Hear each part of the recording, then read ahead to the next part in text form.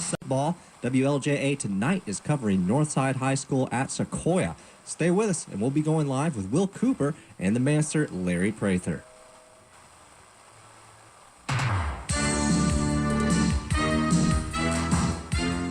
This is WLJA FM 101.1, welcoming you in to another high school football game from Cherokee County. Sit back and enjoy tonight's game, beginning with the Children's Healthcare of Atlanta Cherokee pregame show. Here's your play-by-play announcer, Dave Garner, and Coach Larry Prather. Now let's go to the field. Well, thank you, Byron. Thank you, Asa. We are here live at Skip Hope Stadium. I am Will Cooper, joined alongside the legendary Larry Prather, Coach Prather. Also with us is Michael Searcy and John Hall doing the stats for us today. Missing Dave Garner, part of our broadcast crew today. He is on the road with Berry College. They have progressed to the second round of the playoffs, so he is currently in Texas. Our thoughts and prayers are with him and the team, hoping a safe game and safe travels. And Larry, we're glad to be here today. Oh, I'm telling you what an atmosphere. Northside Warner Robins, one of the premier programs in the state of Georgia. And I've known about them for years, played against them one spring, dressed out in their Auburn look. Their old coach from years ago, the 80s and 90s, 2000, Conrad Nix, was an Auburn graduate, played at Auburn during the era of Vince Dooley and whatnot, and he brought the uniform look to Northside Warner Robins. So, beautiful uniform. I like the look, but and except for the time when they played Tech or Georgia. But it's a storied program, 3 state championships, and they've been there, done that before. That's exactly right, Larry, and it's easy to see the imprint that he had.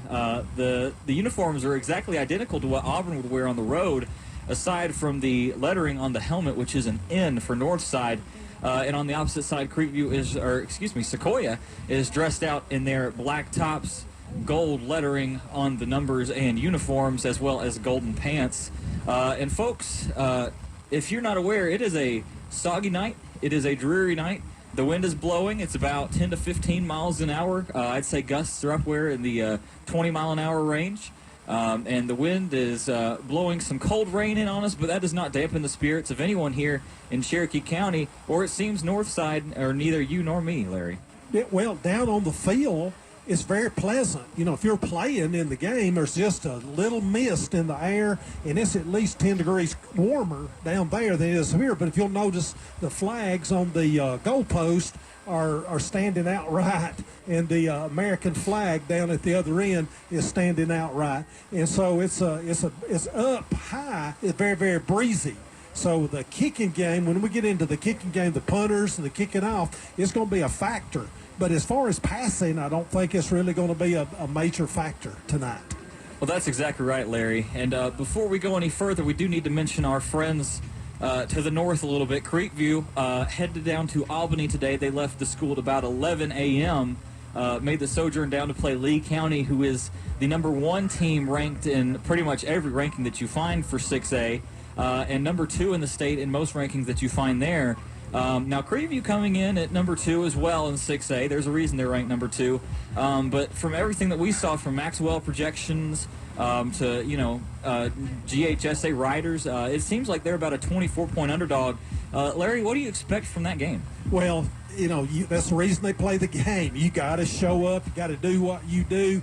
It's, Creekview had a very tough, emotional football game last week, and Lee County has sort of cruised through. They're the reigning state champions, and they have sort of eased through their whole season without a major challenge. And just, when the time came, they put the pedal to the metal and outscored people.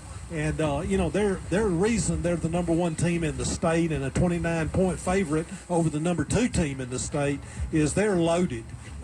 Through the course of the last few years, people good football players in that area of the state of Georgia have sort of migrated over to Lee County, to where that they don't rebuild, they just reload. And they lost out of their 22 starters, they lost about 14 of them last year, and here they are better this year than they were last year. So there's a reason they're #1. And to put a little perspective on how good Lee County actually is, they have yet to give up more than 13 points in a game. They gave up that much to the last playoff game. And they also beat Northside, Warner Robins, the team that we're here covering today against Sequoyah. They beat them 24-7 in the time that they matched up in late November. Yeah, and I think Northside was playing with them going into fourth quarter. I think it was like 12-7 going into fourth quarter, and then they put the pedal to the metal. And they're just really an outstanding football team. And I think their defense leads the state of Georgia with a 3.4 points a game average. So they're good in every phase of the game. Well, Larry, with that, we're going to take a 2-minute break here, and we'll be back with some pre-game thoughts, some coaches' notes for this game that we have here. Stick around. When you are the official sponsor of the comeback, adding a few feet to a drive matters.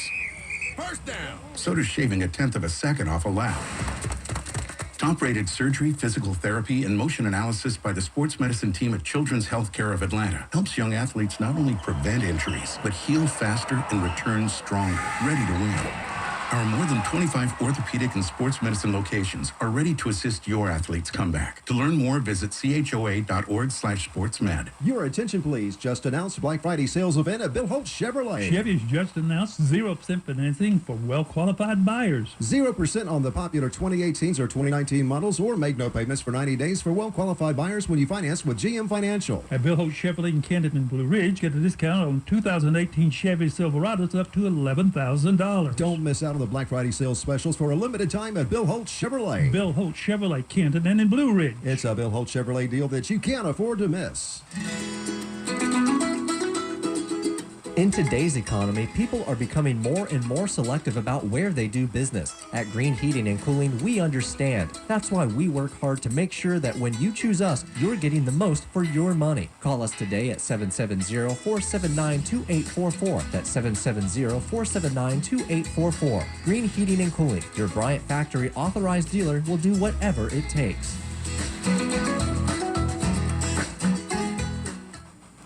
Football is big in Cherokee, supporting our young athletes both on and off the field.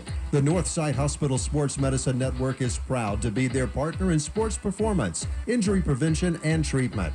Our experts give athletes and families what they need to stay fit and to enjoy an active and healthy lifestyle. Want to stay in the game? Choose the Northside Hospital Sports Medicine Network.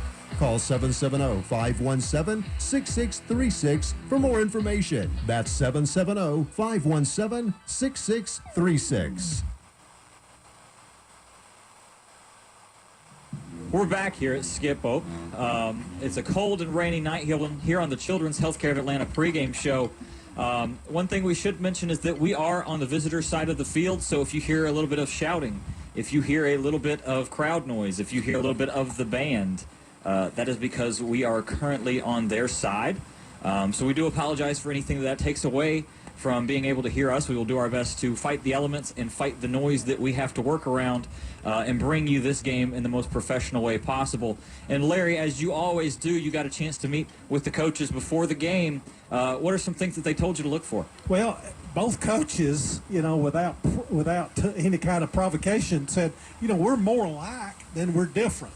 They're both a balanced football team, offense, defense, kicking, and they depend on the kicking game to get advantages. And they run the football. They depend on running the football and establishing the ground game and winning the line of scrimmage.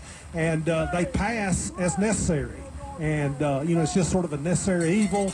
But both their quarterbacks are very efficient in the passing game.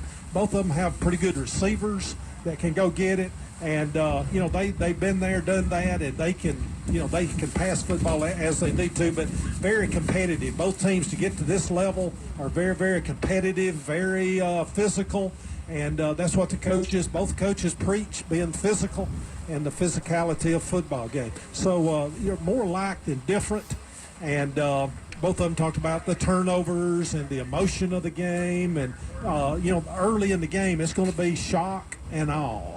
Both teams come out, and, we're going to look for a trick play early. We're going to look for an explosive play, and both teams are going to come out and try to shock the other team with their physicality. So both of them didn't say the word shock and awe, but that's basically what they meant. So it's going to be, we're looking for a physical football game. Both teams going to try to run the football and limit their mistakes. Well, that's exactly right, Larry. One interesting thing to point out is that Sequoyah is a wing T offense, which we've covered Sequoyah at least 3 games this season. It's been great to see the wing T run. It's a very old-fashioned style of offense, a lot of misdirection, a lot of assignment football. If you've never seen it run before, think about the triple option they run at Georgia Tech. It's a very similar style. It's a very similar setback with the wishbone, 2 wing backs, and then a fullback and your quarterback in the backfield. Sequoyah is averaging 250 rush yards per game compared to 122 pass yards. They're not a passing team, as Larry mentioned. And also on the other side of the ball, Northside likes to really, they run the read option is what it's called. It's out of the shotgun. And their number one rusher is actually their quarterback, Jaden Daniels, the senior, listed at 6'1", 167. They average 220 rush yards a game, as only 123 pass yards per game. So it's a pretty balanced offense. They run the football at will, and then when J.D. Daniel, their quarterback, evolved, he was a running back, wide receiver, and something. They've had to put him at quarterback. They found out that he was pretty nifty running football and could see the field well. And so they're more of a power offense than they are a spread. When you see the spread offenses on TV and the NFL, they sort of adapted some of the read option stuff. He's really not reading that much. It's just him keeping the football, or they call the handoff. They predetermine it, and he just makes things happen. He is very, very nifty. He's going to be that's the key to the game. If Sequoyah can limit him on the explosive plays, force him into throwing the football on 3rd and long. So, first down success is always important, but it's be critical of that. But when you go back to it, looking at these two teams, the Eagles of Northside average 34 points a game. Sequoyah averages 34.1. Defensively, Northside gives up 19 points a game, and Sequoyah gives up 16 points a game. So, like you say, they're a 7-point underdog, but I think the only reason is because of the region that Northside is coming out of. And it's just, very competitive region. It makes a big difference, but they have traveled on a wet and rainy and a blustery day, and I think Sequoyah is going to have something up their sleeve that'll answer and counter the shock and awe that Northside's trying to bring to this game. Well, I think you're exactly right, Larry. And we'll take a second to listen to the presentation of the colors. It's brought to you by the Sequoyah Color Guard here. It is, of course, a great tradition that we have celebrating America's colors here on a Friday night in Georgia, a rainy night in Georgia. And we will tune into the field mic here.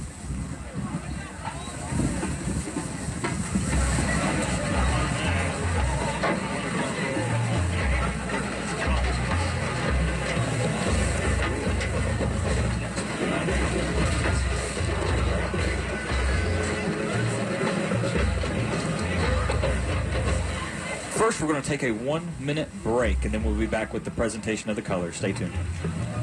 Your attention, please. Just announced Black Friday sales event at Bill Holt Chevrolet. Chevy's just announced 0% financing for well-qualified buyers. 0% on the popular 2018s or 2019 models, or make no payments for 90 days for well-qualified buyers when you finance with GM Financial. At Bill Holt Chevrolet in Canton and Blue Ridge, get a discount on 2018 Chevy Silverados up to $11,000. Don't miss out on the Black Friday sales specials for a limited time at Bill Holt Chevrolet. Bill Holt Chevrolet, Canton and in Blue Ridge. It's a Bill Holt Chevrolet deal that you can't afford to miss. When you are the official sponsor of the comeback, adding a few feet to a drive matters. First down. So does shaving 1/10 of a second off a lap. Top-rated surgery, physical therapy, and motion analysis by the sports medicine team at Children's Healthcare of Atlanta helps young athletes not only prevent injuries, but heal faster and return stronger, ready to win. Our more than 25 orthopedic and sports medicine locations are ready to assist your athlete's comeback. To learn more, visit choa.org/sportsmed. At Piedmont Mountainside Hospital, we're always finding new ways to make your health care even better, including our 24-hour emergency department, comprehensive care including general surgical and diagnostic services, heart care, sleep and women's services, and wound care. It all adds up to better access to better care than ever before. At Piedmont Mountainside, it's time to get better. Call us at 706-692-2441 or online at piedmontmountainside.org. Welcome back to our Children's Healthcare of Atlanta pregame show here at Skip Hope Stadium. The stands are slowly filling. Not many people want to sit out in the cold for longer than they have to, Larry. One thing that we can note is that the student section for Sequoyah is filling up. They actually had a pretty good crowd at Creekside last week, and they are slowly but surely piling into the stadium here at Skip Hope. And the atmosphere is great for the weather that we have. The weather is something that will definitely affect the game no matter what happens. And now we will tune in for our presentation of the colors.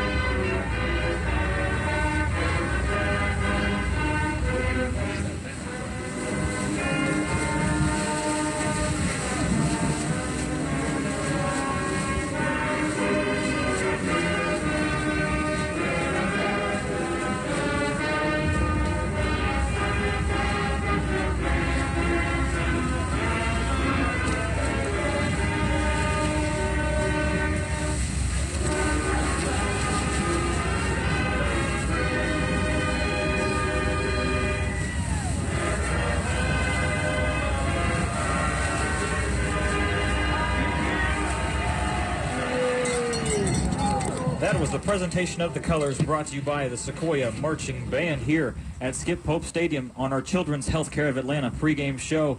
And Larry, as we were discussing before the break, we got a chance to talk about some coaches' notes. Let me get your opinion. What are some players that we should be listening out for today and watching out for to make a big impact on this soggy game?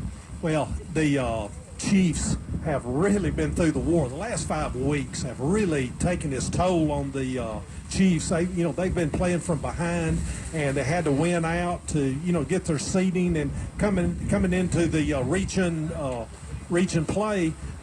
Finishing second was very, very important. If you can't be first, at least be second to get good seeding. Creekview won the region, and now they're having to go to Lee County, the #1 team in the state. It's just, the Georgia High School Association just puts in the brackets before the season, and then come what may, it doesn't matter if you're first place or the 18th place, that's who you play. So, it's very unfortunate that, it doesn't happen at the Dome for the state championship team, but Sequoyah is very war-tested. And, it's going to revolve around Collier Pleak, their quarterback. He's coming into this game with 1,400 yards passing, 16 yards per completion, 15 touchdown passes, and he has ran for 280 yards and 4 touchdowns. Favorite receiver, Manny Jenkins, 6'2", 190-pound college prospects, a D1 prospect. coming in. They have moved him to wide receiver, and really his number one receiver is Cole Jacobs, 5'10", 180-pound senior, 14 touchdowns and 4 touchdowns running. And number 8 is a point of focus for the Northside Eagles. They said they had to have 2 people lined up wherever he goes. He averages 7.4 yards a carry and 26 yards a reception. So with 18 touchdowns on the season, he's big.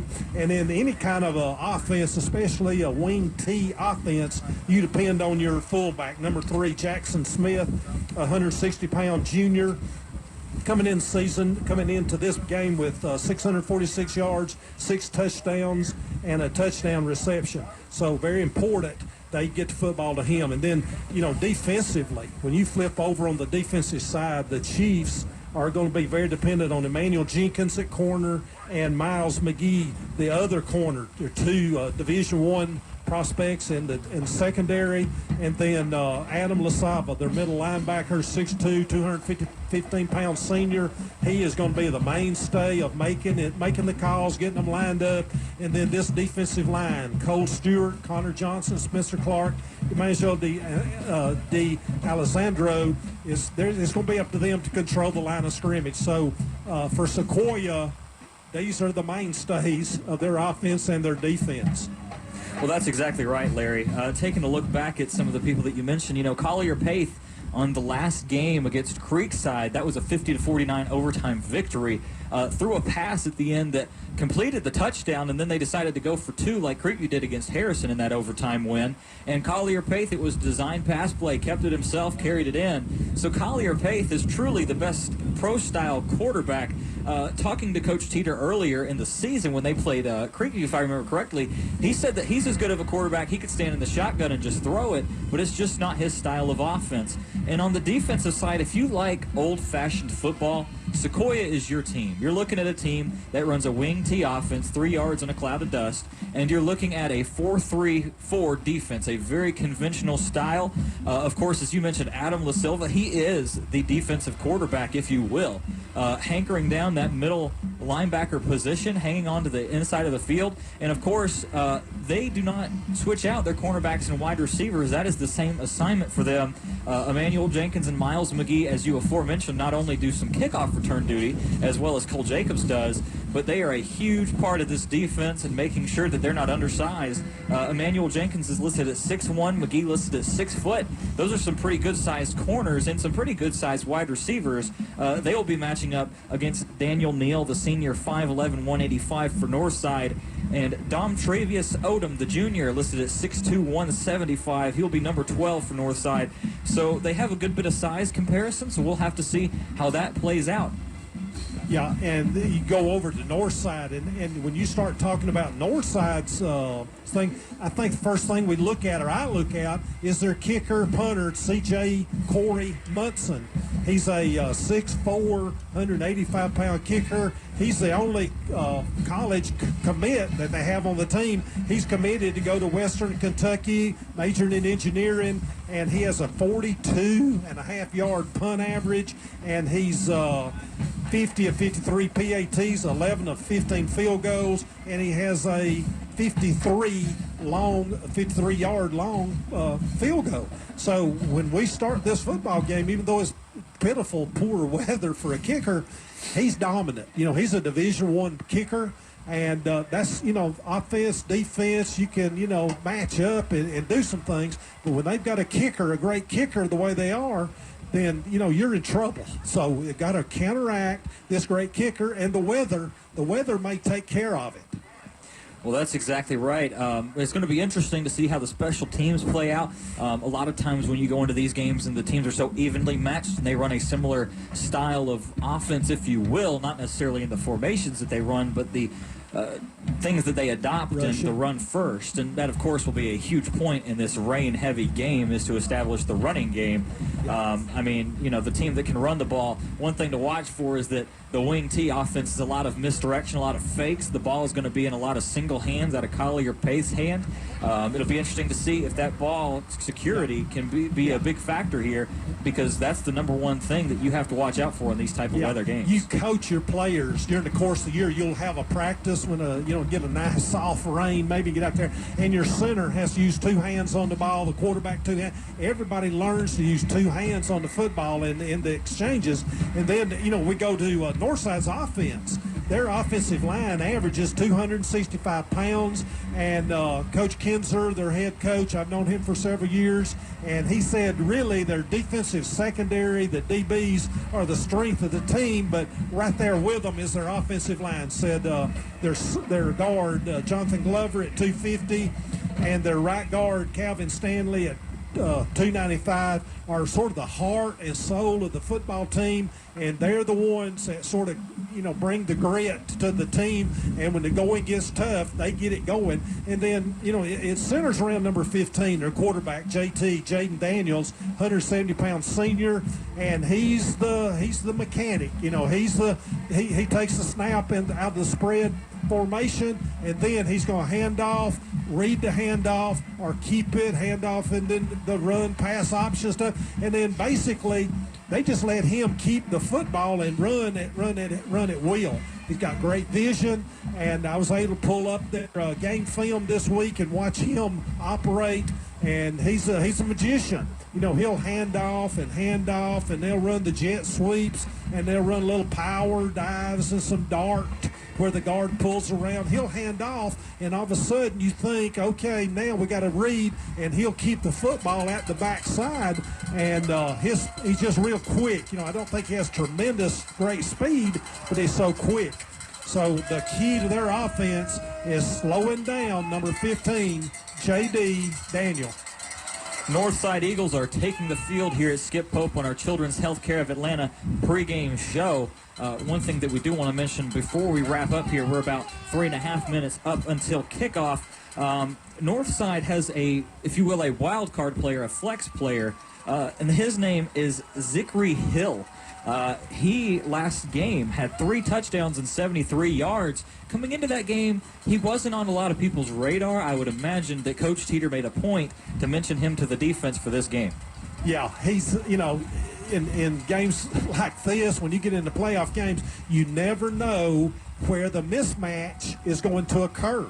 Both teams have these tremendous cornerbacks, safeties, defensive backs, and then, you never know where you're going to have the mismatch with the receiver, the back out of the backfield, and who's going to be the star of the game. So you'll see a lot of plays that don't make sense, body blows that I call them, and they just keep hunting and pecking until they find the mismatch. The big offensive lineman that has the smaller defensive lineman, they keep hunting and pecking. And right now, we've got the captains out and getting ready for the coin toss.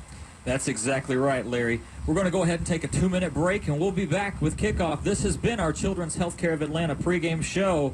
Larry Prather and Will Cooper will be right back. When you are the official sponsor of the comeback, adding a few feet to a drive matters. First down. So does shaving 1/10 of a second off a lap. Top-rated surgery, physical therapy, and motion analysis by the sports medicine team at Children's Healthcare of Atlanta helps young athletes not only prevent injuries, but heal faster and return stronger, ready to win.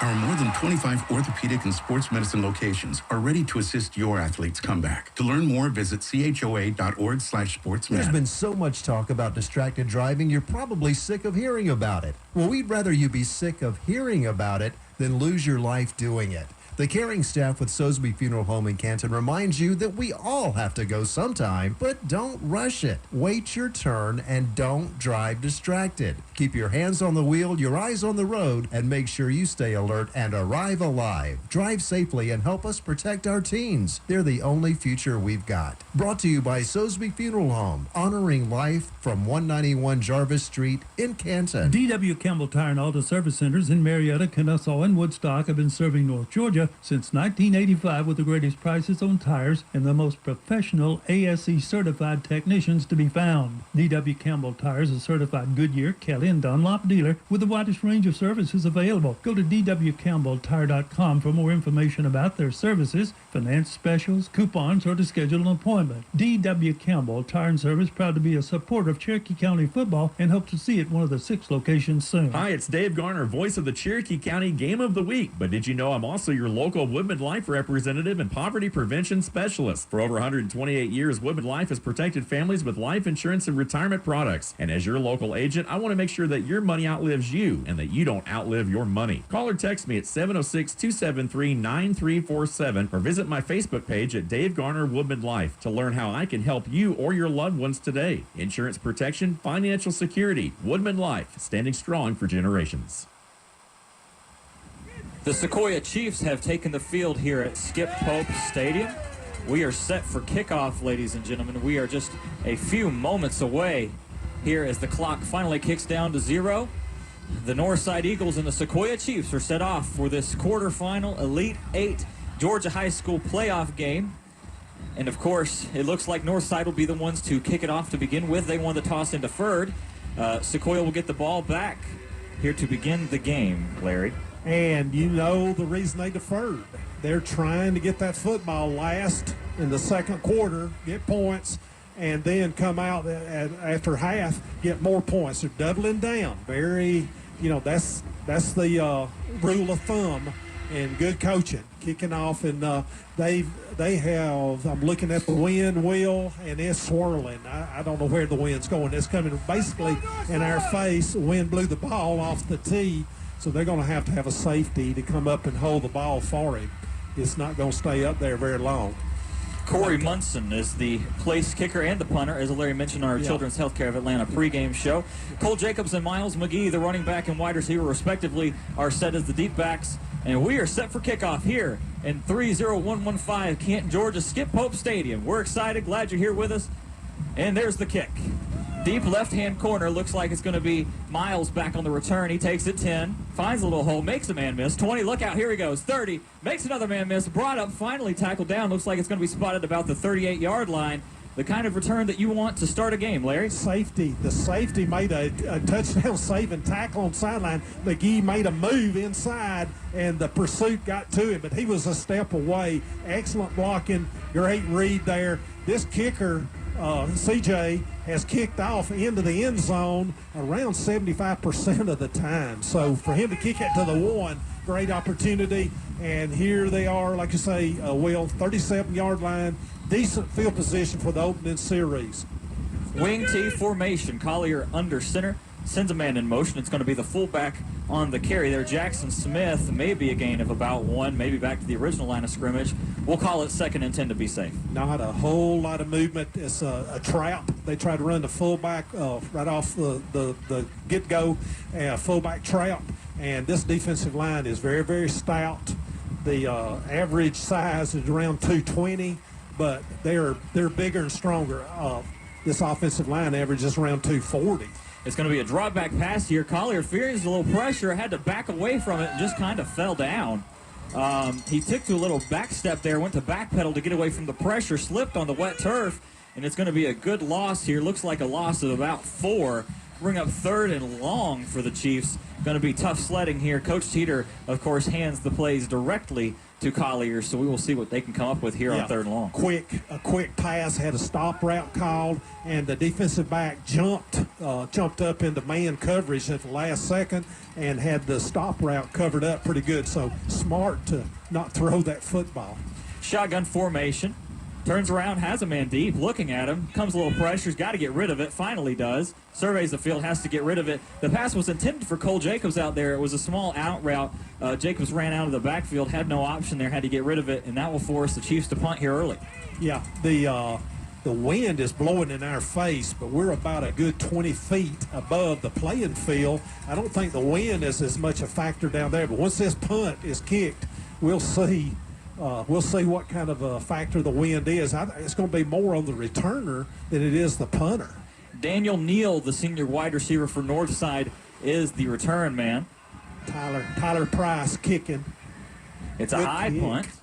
Looks like it's going to bounce. It does. Takes another Sequoyah bounce. Going to keep bouncing. Keep going. Good roll. It's going to finally be stopped down at about the Eagles' own 29-yard line. So a great punt there. Not exactly the victory you want to have, but a victory is a victory. Yeah, anytime you get the punt off in this kind of weather, you're scared to death of the snapper having wet hands, the punter slipping through his hands, and excellent. They flipped the field. We're at the 29-yard line, Will, right at midfield.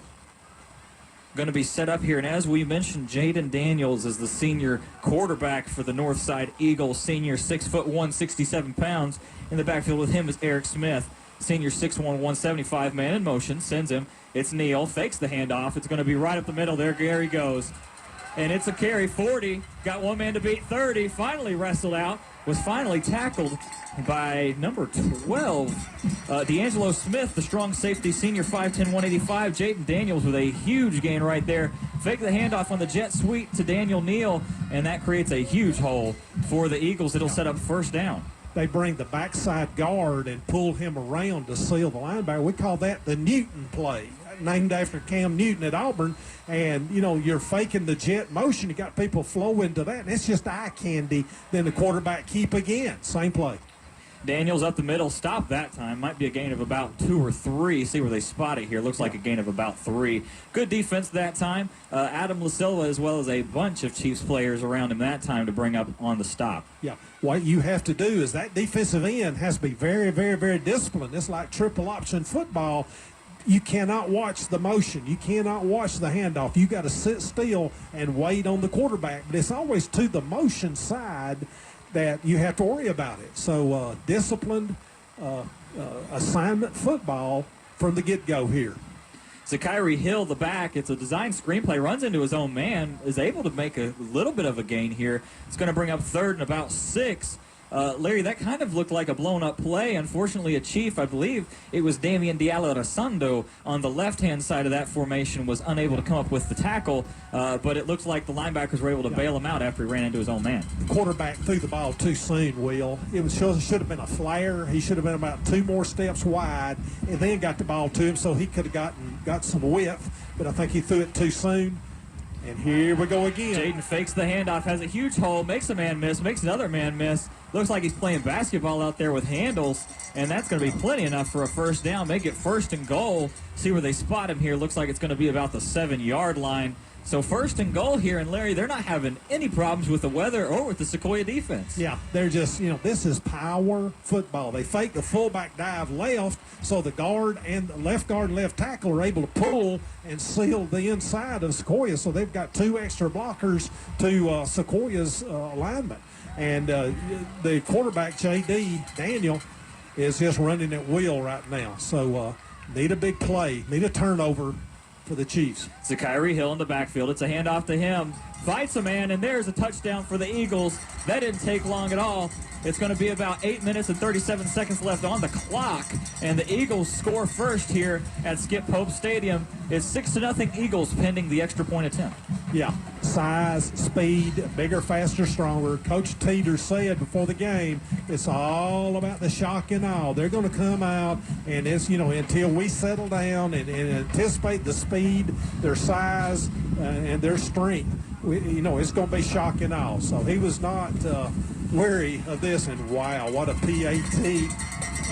That would have been a 60-yard field goal. He hit that sucker, and he had a little bit of wind behind him. Munson puts it up and through, and your score here on the Northside Hospital Cherokee scoreboard update is 7-0 in favor of the Eagles. We'll keep the action here for you as the Eagles huddle, and the Sequoyah Chiefs have to find some answer on offense. Yeah, that series, Will, was 61 yards. It took a minute 50 off the clock, 5 plays, 61 yards. The touchdown run, 8 yards by their fine little running back. Let me flip over here. We got a lot of rain. Hill, Zittra Hill, number 24. That's his 5th touchdown of the season. And so he's the number 4 running back that they've had. Their first 2 running backs didn't even dress out tonight. They've had injuries. This region they're in has really taken its toll. And now here we go. And an update on our friends to the south here. Creekview was able to force a missed field goal, so Creekview takes possession over. That game is still 0-0 as we have 8 minutes and 37 seconds on our clock in the first quarter. Munson kicks it deep. Might have a chance to get in the end zone. It's going to be close. Jacobs drops it at the 1 yard line, picks it up, has to return it now, tries to find a hole, bounces it out to the same left-hand side, Sequoyah sideline, and he's finally tripped up. See if they spot him down. Looks like he was finally taken down at about the 17-yard line. Yeah, Corey Munson, CJ, kicking it down. It's real high. I think if he takes a little bit off the high, I think he can get it into the end zone. But the blocking broke down, and they had about 6 guys trying to contain him, corral him there at about the 5 yard line, and he was able to get outside. And if he could have gotten past that one safety, he had a lot of running room. And now the Chiefs at the 16-yard line got a mounted drive. Need a first down.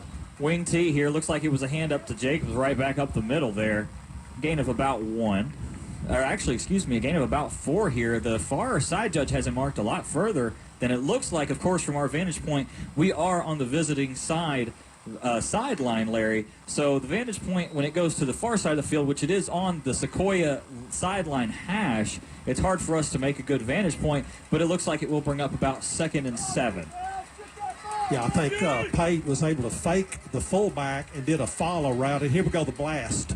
A power play to Cole Jacobs, and he got some pretty good yardage here. See where they spotted again. At the angle we're at, it's hard to tell. It looked like he gained about 4. Looks like a gain of about 4. It's going to be right. It's going to be about 3rd and 4 here for the Chiefs, and that's right where the Chiefs want to be. Think about it like a triple option offense, as we mentioned on the Children's Healthcare of Atlanta pregame show, is that this is a very similar style offense of run first, but Paith is not afraid to throw, and he can throw very well for a wing T quarterback. Let's see what they draw up here. Yeah, they're showing man coverage, Will. Jacobs, a little motion. It's going to be a pass. Has a man. It is his fullback out there. Going to be close. It's finally a first down. Finally tackled down. Let's see, mark him about the 29-yard line. That was, of course, completed to the fullback, Jackson Smith, on the release there, the senior, 5'7", 185. Yeah, 130 yards receptions, 2 touchdowns. Jackson Smith, the senior, 160-pounder, boot, pass. The wide receiver, you look deep. The first thing, the quarterback, when he's sprinting out, he's looking to run the football and had a little bit of stress. But the wide receiver man coverage was locked down pretty good, so he went to the number 2 receiver fullback. Now they've gone to unbalanced line. And now they're flipping back. They're frogging back to a normal formation. Joshua Estrada on the end made the flip. Turns around, it's a handoff right back up the middle. Might be a gain. Looks like maybe back to the original line of scrimmage. That was Jackson Smith on the carry there as well. Seems like they're committed to run right up the middle, Larry. Well, if you notice, we've talked about this for years. They're running toward the sideline where Coach Teeter is. And I've gotten on to him about, why do you do that? And he said, well, I can see better. And, next ball game, we'll do something different. We'll throw them off. We don't always do that. But every game I've ever covered, he always runs toward his boundary. And looks like we've got a timeout. Looks like a field timeout, like they're discussing something. Let's see here. Yeah, I think... did Sequoyah call a time? I didn't see an official signal from the referee. They're explaining something to the Northside coach. That is, of course, Coach Kinsler on the north side. Kevin Kinsler. Known Coach Kinsler for a long time. A kid that I coached, Kevin Smith, knew the head coach at Perry High School, was defensive coordinator for Northside for around 15 years. And I was down visited with him for years while he was defensive coordinator. Got to know Kevin, and Coach Nix, Conrad Nix, was the old coach, the old Auburn player that really turned this program around, got him started, won the first 3 state championships. Coach Kinsler won the state championship about 3 years ago, and 214. So, there's a storied history. 110 all-state players, 6 players in the NFL.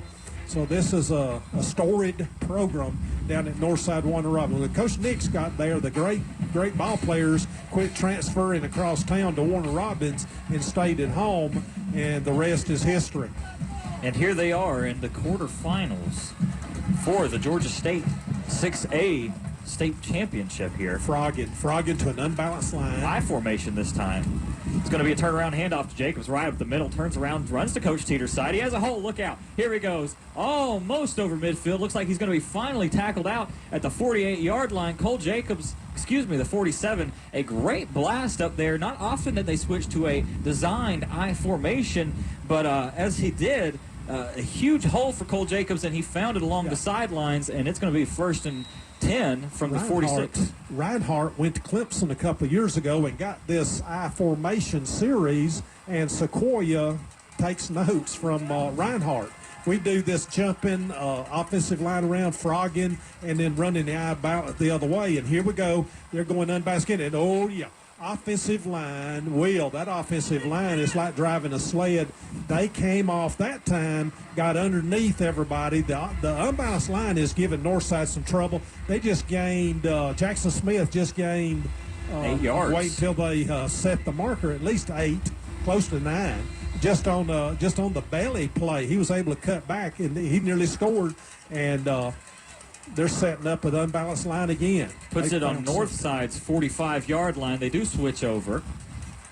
Looks like it's going to be another wing T formation here. No motion this time. It's going to be a turnaround. It's a designed handoff right up the middle. A little bit of a yard gain. Looks like maybe back to the original line of scrimmage. That was once again a fullback dive by Jackson Smith. Trap. They opened up the first play of the game with that fullback trap, and they keep doing that. They keep you honest. You'll see them run that fullback trap about once every 20 plays. Just to keep you honest there in the middle, and Jackson Smith's good enough fullback that he can take it to the house. Unbalanced line to the left this time. They gave him a yard, so it's going to bring up 3rd and 1, pivotal third down conversion here. Turns around, and he's got it, plenty more, still driving. Finally going to be tackled. Looks like at about the 40-yard line, that'll be enough to move the chains. Just the kind of drive that the Sequoyah Chiefs wanted to put up on the board is a time-consuming, long drive. The first play in spring training, the first play in the fall is belly right. Everybody blocks down, the guard pulls and kicks out. We're going to run that football play in the state championship game. We're going to run this in the playoffs, and we're going to get a first down off of it. So they're mentally prepared to run that football play. And here's the I formation again, Will. That time defended well. Jacobs back to the original line of scrimmage, maybe a yard, to bring up 2nd and long.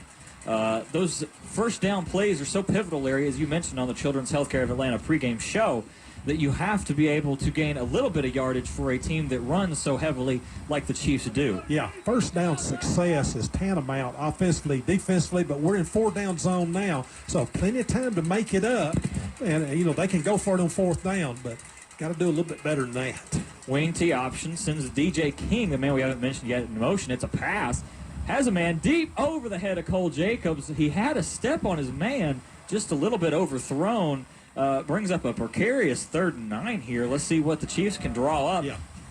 What you're looking for now, looking for that boot pass. They're going to try to get about a 6-7 yard completion. Not going to be greedy. It's not they were greedy there, but it's set up the way the coverage was. They ran that play action. The cornerback rolled up. The safety didn't get over in time to cover Cole, and he's, like I say, talking to Coach Kinzer, their main emphasis is Cole Jacobs. Now they're showing a spread formation. Got Cole Jacobs spread out wide left. Collier under center, only one man back, 4 receivers out. It stops, has him tackled. Looks like he fumbled the ball. See what they mark here. Still a little crowd around him. Looks like he fell back on it.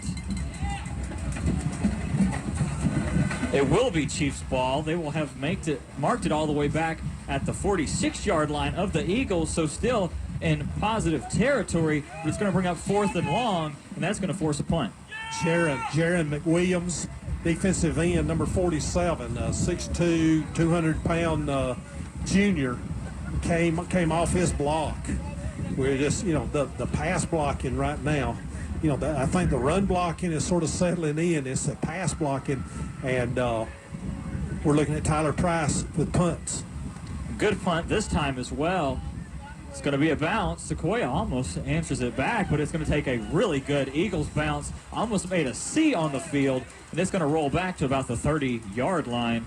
is where they're, or excuse me, the 26-yard line is where they're going to spot this one. All right, now they got to answer the bell. Defensively, they've seen the speed and the size and the quickness of this Northside offense. It's up to the defense now to settle in, play responsibility, forget that eye candy, all that motion and moving and jumping. Sit there and play your responsibility. Who has the quarterback on every play? Daniel is the playmaker, is their leading rusher. Turns around, it's a shotgun formation, turns around, hands it off to Eric Smith. He's got a huge hole. Oh, he shakes the tackle, shakes the safety. Miles McGee almost had the tackle, still going. 30, 20, 10, 5, send him a postcard. He's home. Touchdown Eagles. And it's going to be a 13-0 game for the Eagles here early. The Chiefs defense does not have an answer. Eric Smith, according to Coach Kinzer, probably wouldn't get to play. He was going to be a game time assignment. That was his 8th touchdown of the season, 568 yards. He's their starting Z-back, a wide receiver coming on the handoff. He's their fastest player, 4.5 speed, leader on the team. Corey Munson kick is up, and it is no good, off to the left there. So it brings up a 13-0 game. And we're going to take a 30-second break. We'll be back here on our... Your attention, please. Just announced Black Friday sales event at Bill Holt Chevrolet. Chevy's just announced 0% financing for well-qualified buyers. 0% on the popular 2018s or 2019 models, or make no payments for 90 days for well-qualified buyers when you finance with GM Financial. At Bill Holt Chevrolet in Canton and Blue Ridge, get a discount on 2018 Chevy Silverados up to $11,000. Don't miss out on the Black Friday sales specials for a limited time at Bill Holt Chevrolet. Bill Holt Chevrolet, Canton and in Blue Ridge. It's a Bill Holt Chevrolet deal that you can't afford to miss. We're back here for our WLJA game of the week. Here it is, the Sequoyah Chiefs and the Northside Warner Robins Eagles. The Eagles are set to kick it off. It'll be Corey Munson. And for the Chiefs, they have to think they have them right where they want them. Come behind for the last 2 playoff games. We'll see what kind of magic they have left in the tank as we are set to kick off. Yeah, just an explosive play like that, you're expecting some shock and awe, and Coach Teeter has his team prepared, but I'm going to tell you, the speed, he hit that edge way faster than anybody can anticipate, and now Munson has line drive the ball. And Jacobs caught it and is still going to try and return it, and he makes a decent return. It's not even if he would have let it go back out of the back of the end zone. It is stationed at the 20-yard line for the Chiefs to set up on their first drive. So sometimes your best defense is your offense. So it's imperative here that the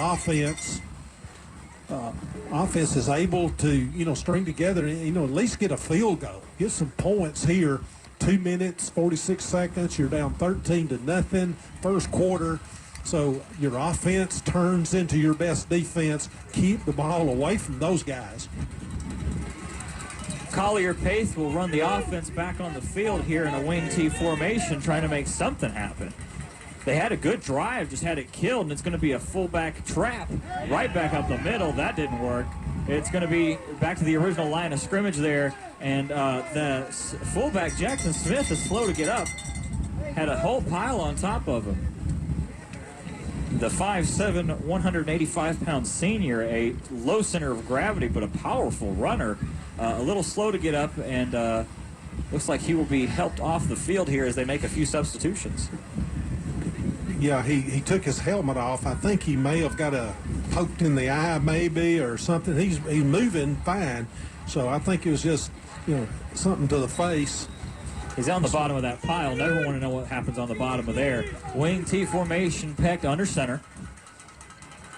Motion this time, DJ King off to the left. It's going to be a design pass, bootleg, has a man. Low throw, see, it's called incomplete out there at the 30-yard line. Looks like the intended target was Miles McGee out there in the flat.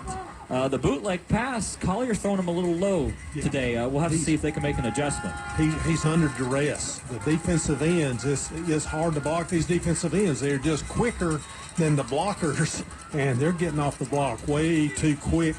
And at 3rd and 10, this is a crucial play for the game. Have to convert on 3rd down at some point. Lots of noise on this Northside Eagles side, as of course our score is 13-0. Looking back, surveys the field, misses a man wide over the top. The intended target was Cole Jacobs, just sailed on him. And it looks like Sequoyah will be forced to punt.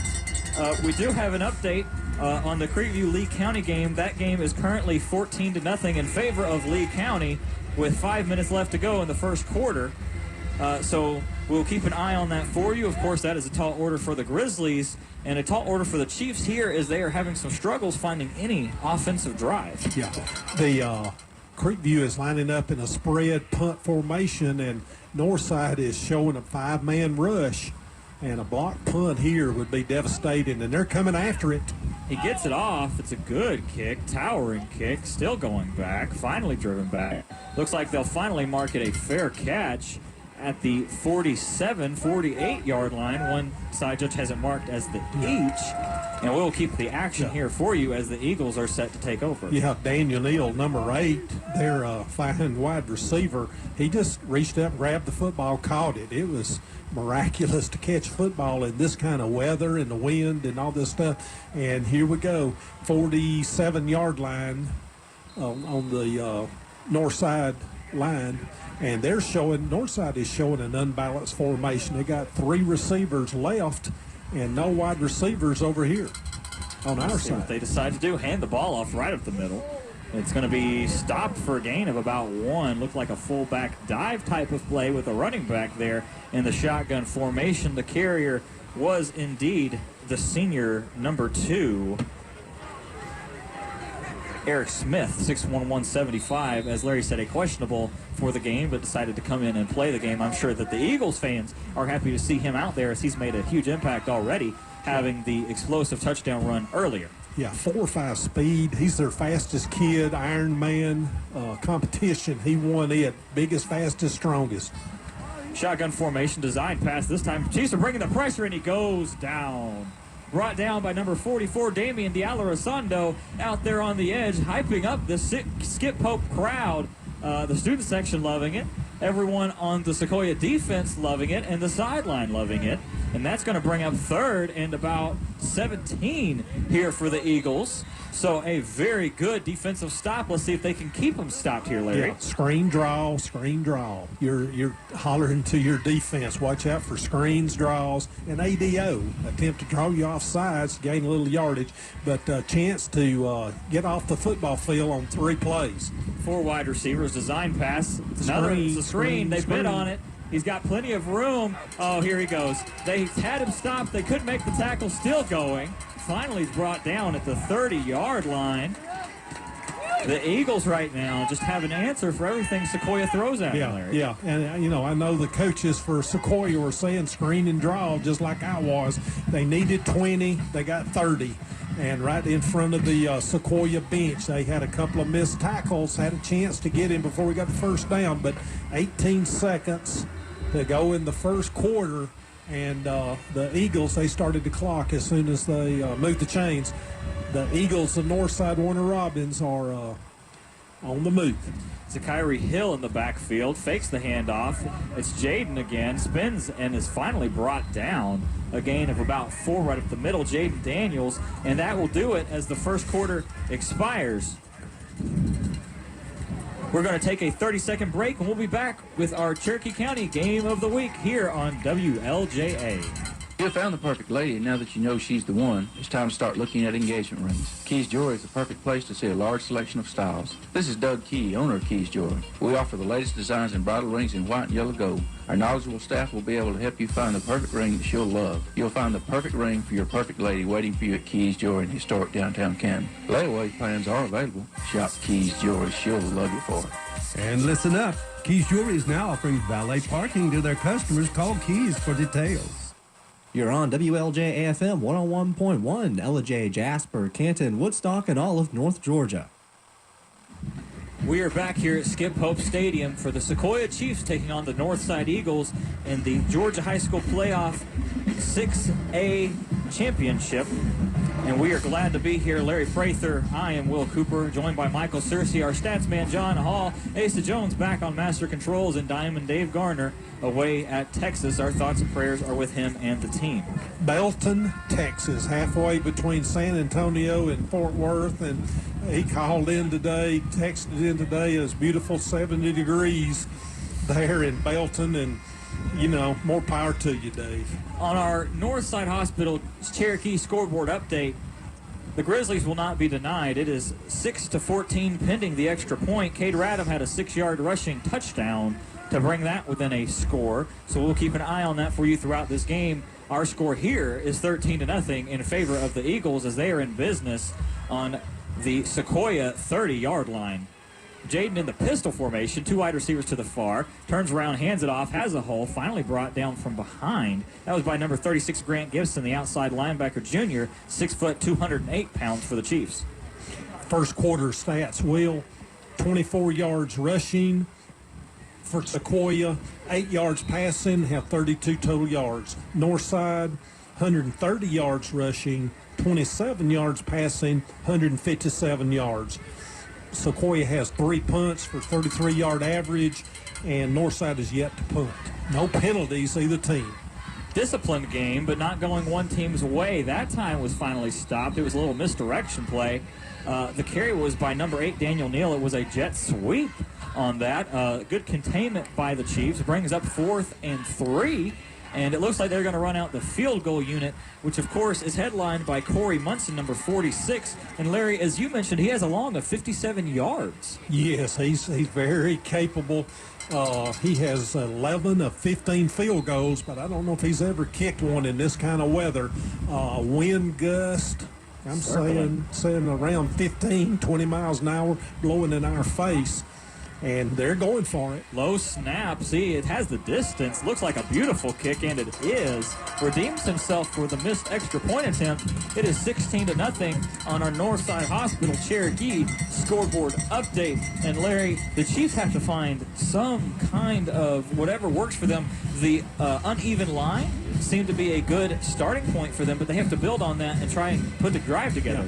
Formations. You know, when you're a wing T offense, you know, you got about 4 basic plays, and what you do is you've changed the formations. You put extra blockers, and I know at Reinhardt, you know, we had an All-American tackle, and we would move him around. He'd be a tight end, a tackle, guard, occasionally we played center, but we would flip him from left to right side, and then, you know, we didn't always run behind him, but most of the time we did. So we'll see how they start frogging their offensive line when they start jumping to people, run unbalanced, and then we need to see some unbalanced formations. Put 2, 3 receivers wide. That last drive, Will, was 6 plays and around a 45-yard drive. It took 3 minutes off the clock, and the kickoff is into the end zone. So in Georgia high school football, in one of the few things that Georgia doesn't do like NCAA, the ball is dead when it goes in the end zone. But if you go to Texas and Alabama and these other states, you can run it out of the end zone. Makes it a little more exciting. They do that headline for player safety. Miles McGee was back there, put a hand out, but decided, I'm assuming that was Coach Teeter's decision, to just go ahead and set up at the 20-yard line, everything considered, as Cole Jacobs made a few risky catches on the last 2 kickoff attempts. But we're back set up at our own 20-yard line for the Chiefs. Unbalanced line here, an empty setback.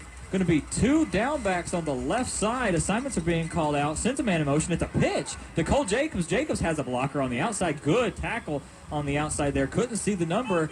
Got off of his block there. I believe that was for the Northside Eagles. I do believe that was number 11, Mario Starling, the senior, 5'10", 190 pounds, the outside linebacker, as DJ King threw a good block out on the outside. Yeah, unbalanced line, had a extra receiver wide, and then the back was offset wide to the right, and they did a pitch to the motion man out there. So he was totally unbalanced.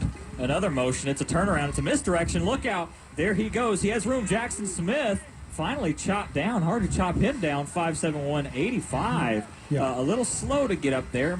Looks like a little bit of a thigh issue. Yeah, same alignment. Everybody was all set to the right, unbalanced right, and they faked the pitch and handed off inside, an inside handoff, and Jack Smith was going the opposite direction. It's sort of a Sally play. It was an inside reverse, a very easy play to run, and great job to get a first down. Gets a little bit of a formation confusion here, finally set up. Looks like it's going to be an I formation, a strong I formation, as there's Joshua Estrada in the backfield. A little bit of misdirection. Finally a handoff, good tackle there, brought down, shot down at the original line of scrimmage, maybe a gain of the yard. And it'll bring up 2nd and 9 for the Chiefs. And I'm trying to see who the ball carrier was. It was I think it was number 18, Mason Webster, a senior that came in the ball game in the slot and ran him on the slot reverse.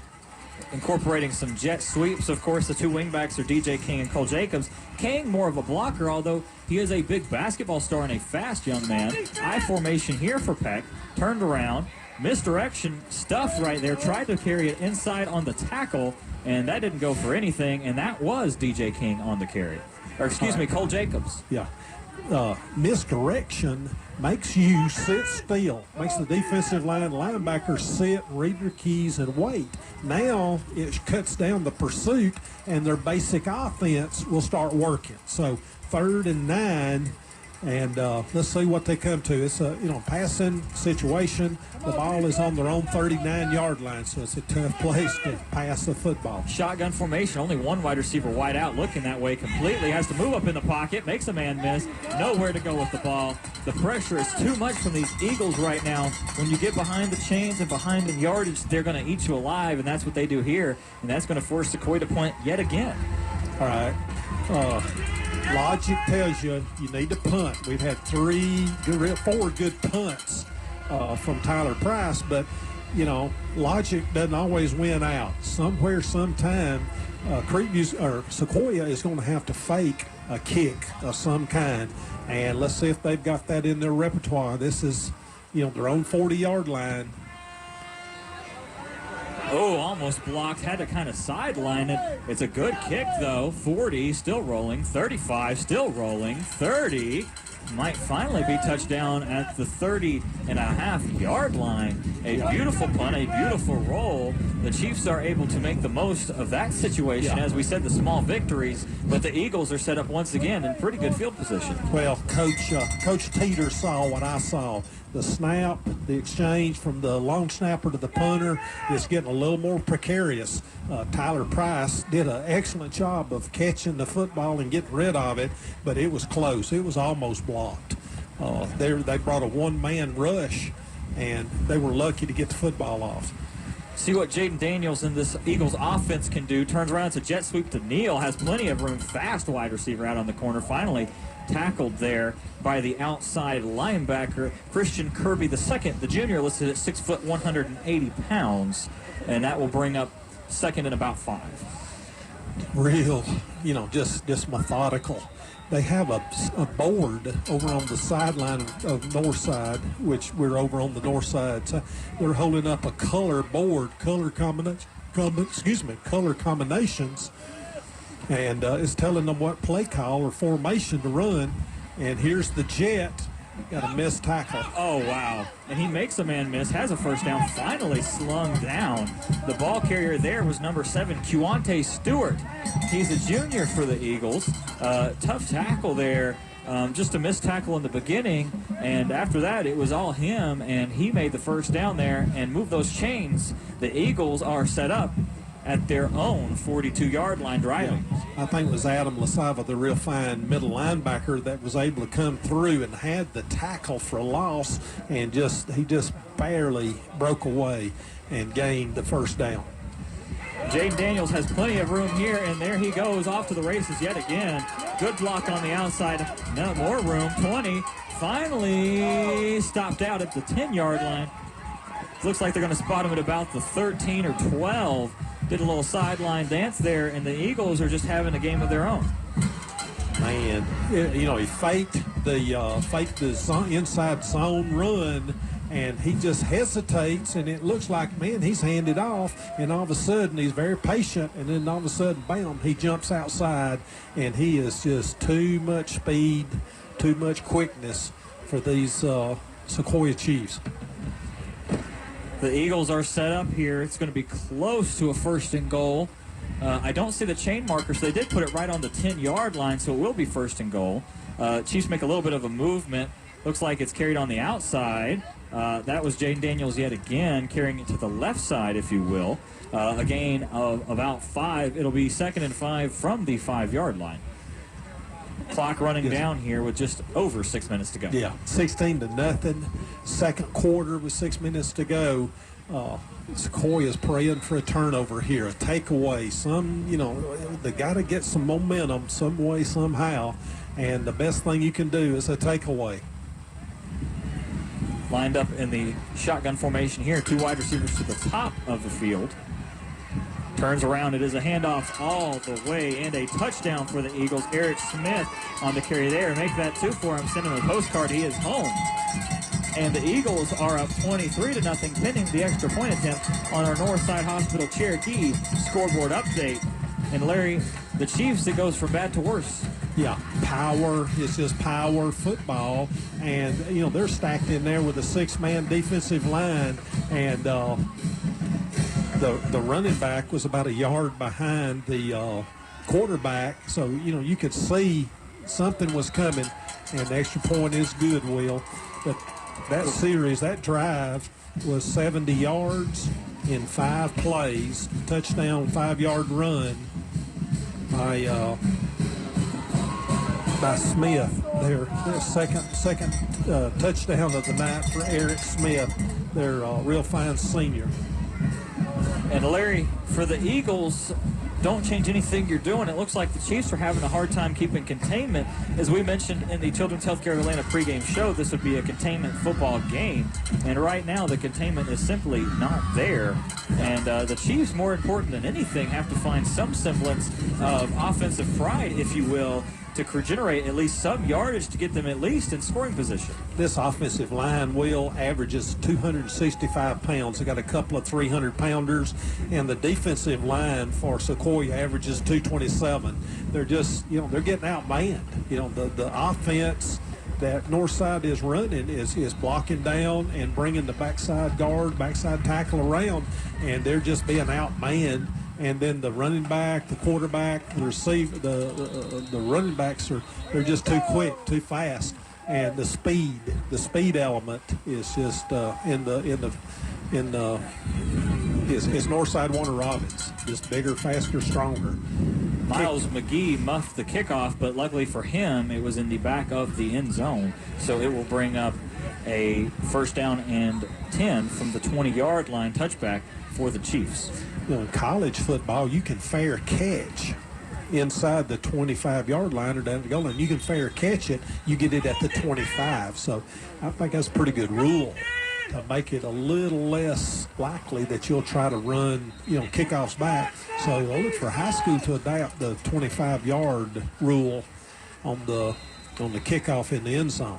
I'm sure it will be coming soon. A quick equipment timeout for one of the Eagles, but it is set back up here. Pace in the shotgun trying to find any semblance of it's going to be a false start on the left tackle there. I do believe that is the biggest Sequoyah player that they have on the offensive line, Colton Haney, the senior listed at 6'2", 267. Not to be outdone, left tackle is Alex Majid. He's at 295. Well, he had a biscuit for breakfast. That's probably put him close to 300. So offensive line with a 240-pound average, but the center balance at 210, and Will Hampton at 220, and Connor Johnson at 220. Very efficient offensive line, but they have met their match here tonight. This defensive line, these linebackers, very agile, very quick, and a lot of speed. Sequoyah going to pass now, has a man wide open. Jacobs out there on the flat is destroyed. Out back, not even close to the original line of scrimmage. Going to be a loss of about 5. The Chiefs have him open, but it looks like Peck is just overthrowing some people here. Yeah, he looked, he was going deep. The play was to go deep, and Jacobs was the outlet receiver, and so that was the last choice. And when he got it to him, it was too late. He threw the football right at the boundary, and no chance for Cole to get turned up with it. So got to get the football downfield. This secondary, they've got 5 experienced DBs back there, and they're just covering everybody up. And he's got a sack ready, but he had to finally step out. Pace was forced to just kind of run out of bounds. They're running out of real estate to go backwards. Looks like they're going to mark him out close to their own 10-yard line, see where they officially mark it. Yeah, he lost about 4 on that, and it's bringing up a third. Am I not right? Yeah, third down, and they're saying 18. It looks closer to 20. An update on our Creekview-Lee County game. That game is 7-14. Lee County just missed a field goal. Keep in mind that was a 30-yard field goal, so that might be a special teams evaluation that you might want to keep in mind as the remainder of that game carries on. We will keep you updated on our Northside Hospital Cherokee scoreboard update. Here is 23-0. Pace back in the shotgun, 4 wide receivers split out, has a little bit more time, has to get rid of it. He's close to the end zone, has to eat it, and he's going to be stopped at about the 1-yard line. Lucky to stay out there. Ref helps Pace to his feet. Pace is okay. Everybody's walking off the field here. This punt is going to be quite precarious, as the punter will no doubt be standing at the back of the end zone with his heels. Cardinal rule in football is you don't want to punt the football inside your 3-yard line. You have a tight formation. You got to work on a special tight punt formation there, but you want to get the football to the 4 or 5 yard line where you can line up in your normal punt formation. But you see here, Sequoyah's got everybody packed in tight. It's really, really a dangerous situation for a block punt, and if the punter steps back, it's a safety, and it was hit. He missed it. He missed it. We've got to roughen the punter. It'll be a first down. It's going to be a personal foul on number 42 for Northside. Clear penalty there. Went for the ball and just completely whiffed on it. So that's going to bring up the Chiefs a fantastic setup there. Unfortunately for the play there, you have to make contact with the football in order for it to be a flag. And the player is saying that he got a piece of it. But the head official from the Northeast Georgia Officials Association is saying no. He roughed the kicker. So it should be, I'm thinking they're calling a 15-yard penalty and then a first down automatic. Referee Randy Watkins and the umpire Chris Barnes on the call there. Also the line judge Todd McCutcheon, field judge Tyson Culberson, linesman Jim Morrill, side judge Richard Alexander, and back judge Will Jones, clock operator Tom Rush and Mark Cupids. It's been a quiet night for the officials, but it is a first down. But unfortunately, it's only out to the 17-yard line, Will. Back to the almost original line of scrimmage, minus 3 yards. But a first down is a first down. The Chiefs have to find something to do with it, as there are 4 minutes left to go in this first half before our Bill Holt Chevrolet halftime show. But the Chiefs are back in business. Pace back in the wing T formation, abandoning the shotgun issue. DJ King catchers it. He has a little bit of room, not much. Good containment, good assignment football. Cut down, a gain of about 4, it looks like. Looks like they'll mark him at the 21-yard line, according to the far judge over here. Bring up 2nd and 6 as the clock winds down, under 4 minutes. Going to have to go back to the misdirection game, unbalanced line, unbalanced formations, and then get a little more misdirection. See if they jump into the, frog the line, jump back in that I formation. You got to get Cole Jacobs the football in space. The wind whipping here, if you can hear it in our mics. Pace back in the shotgun, going to throw it, fires up, finally has a man open and completes a pass. I believe that is his only second completion of the game. Going to be plenty enough for a first down here. It looks like the intended target was Cole Jacobs out there on a curl route. And it was a gale force wind, and the clock is rolling down to about 3 minutes to go here in the first half. And they got the football up to the 20, 25-yard line, 3rd and about 1. And this is, 1 yard has been hard to come by here for the Chiefs. And they're stacking it in there, double wing, and they're having to call a timeout. timeout by the Chiefs here. Larry, an interesting point is that time was still running off the clock when they were, well, they didn't have to reset the chains. The Chiefs thought it was close to a first down, as did I.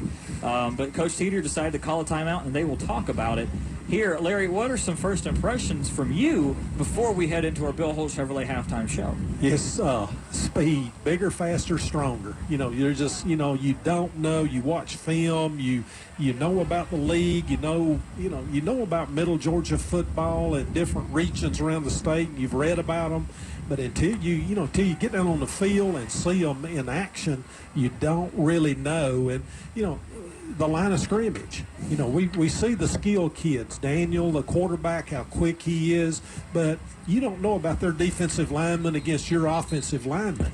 And you think that, you got a pretty good offensive and defensive lines, and then when you get on the actual field, it's, they're just bigger, faster, and stronger than you anticipated. So you have to go to plan B.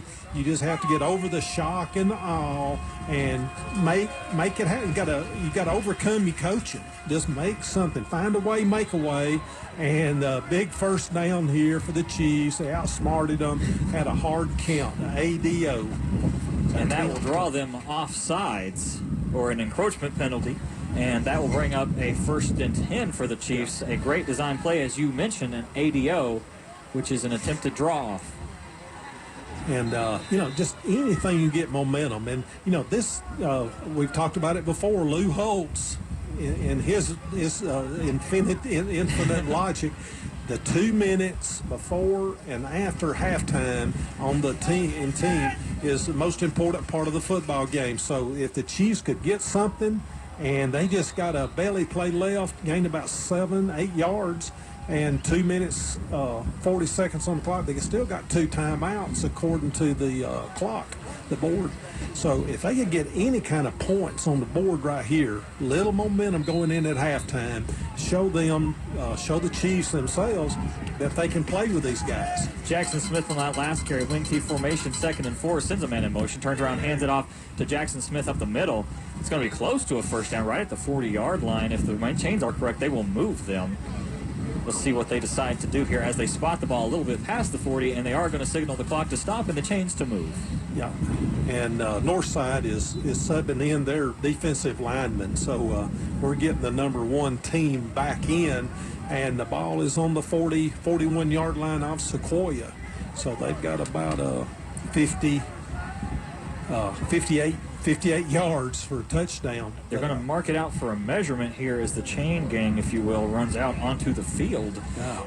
And we will see as the best that we can. Of course, the ref will give us a signal after, but the anticipation just isn't as good.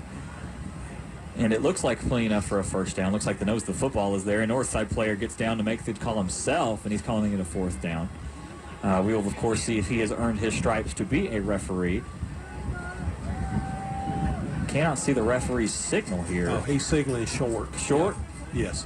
So it is inches for a first down. So, in this bad weather, the gust, it's not raining, but you can just see the mist in the air, but the wind gust, it is just gusting, 20-mile-an-hour gust, no doubt. And quarterback sneak to get the first down, but they know it as well as we do. Pace under his center here. We'll see what they are able to conjure up, as they only need about, a foot at the most here. Just short of the first down marker. And we will see what the Chiefs can draw up here. Wing T formation. Don't expect anyone else to be there. Backs out of it. They want to get a call from the sidelines, maybe an ADO, as you mentioned earlier. Collier shouting out some instructions to his line and his wing backs. Finally under center.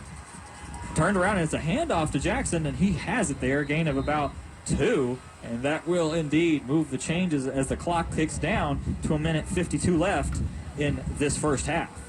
This is something that Sequoyah works on and practices, and this is their 2-minute offense. They're going to mix in a pass along the way, but this is how they operate. This is their offense. This is what they're most efficient at. So see what they come up with here. Pace back in the backfield. There's going to be a hold there. He's going to air it out. Has plenty of room. It's completed to Emmanuel Jenkins, but there's not going to be any chance that this stands.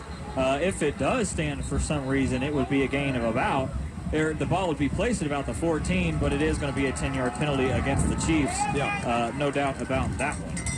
And to answer Dave Garner, yes, this crowd for Northside is very glad to be here. They're fired up, and they are bringing some electric energy, as you can hear through our own mics. Yes, that was a tunnel screen. They brought the wide receiver in like a tunnel screen. The quarterback pumped a little pump fake to him, and then King had delayed, faked a block, and then went deep, wide open. And the defensive backs are fast enough to catch up with him, but it was all for naught. That holding penalty is just, man, can't win for losing here. Minute 34 on the clock, and first and about 25 for the Chiefs. It will be a spot of the foul penalty, so 5 yards behind the line where Pace was dancing and trying to get open for a pass. Shotgun here, 2 wide receivers to the bottom of your dial, 1 to the top. It's a fake handoff. Pace is chopped out from under him. A gain of about 5, I would say, and it's going to bring up a 2nd and 20 here. And it looks like that there is a timeout by Sequoyah, and they want to talk about it. And Larry, to update our Northside Hospital Cherokee scoreboard update, the Grizzlies right now playing Lee County, as we mentioned, the number 1 and number 2 teams. Wyatt Higgins, number 42 for the Grizzlies, was able to intercept a Lee County pass. So that brings up a great defensive stop. The score is still 7-14. But we will keep you updated as well as we can. Not the easy game that Lee County expected, I'm sure. The Grizzlies are glad to be playing, and we hope nothing but the best for our own Creekview Grizzlies and our own Sequoyah Chiefs here. Plenty of high schools around. Wish their congratulations and the best of luck to these teams. And, of course, it is a magical season for how far that these teams have made it, Larry. Yes, and this Region 1 6A down in South Georgia, man, they are, this Northside Warden Robbins team was in 3rd place, and they're up here rocking and rolling with a 23-0 lead, and it's amazing that anybody beat them this year.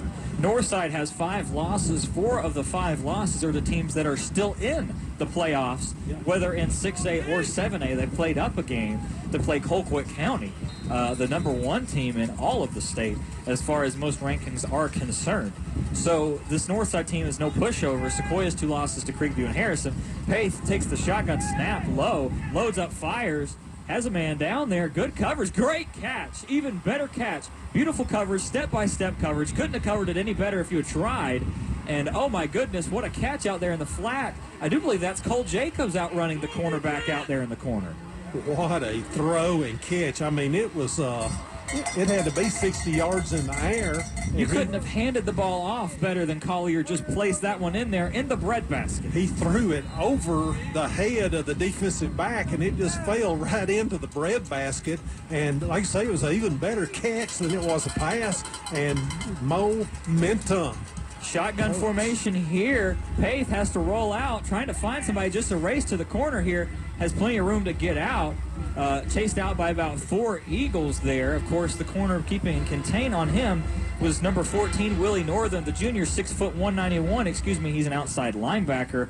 Sequoyah rolling now so fast the scoreboard can't even keep up with us. So it will be 2nd and about 7 here. 22-yard line, 48 seconds. Sequoyah's got a timeout. Points here are tantamount. Change the game. It flips the game. They're going to stick with the shotgun formation, finding something here that works. Pace in the backfield with Jackson.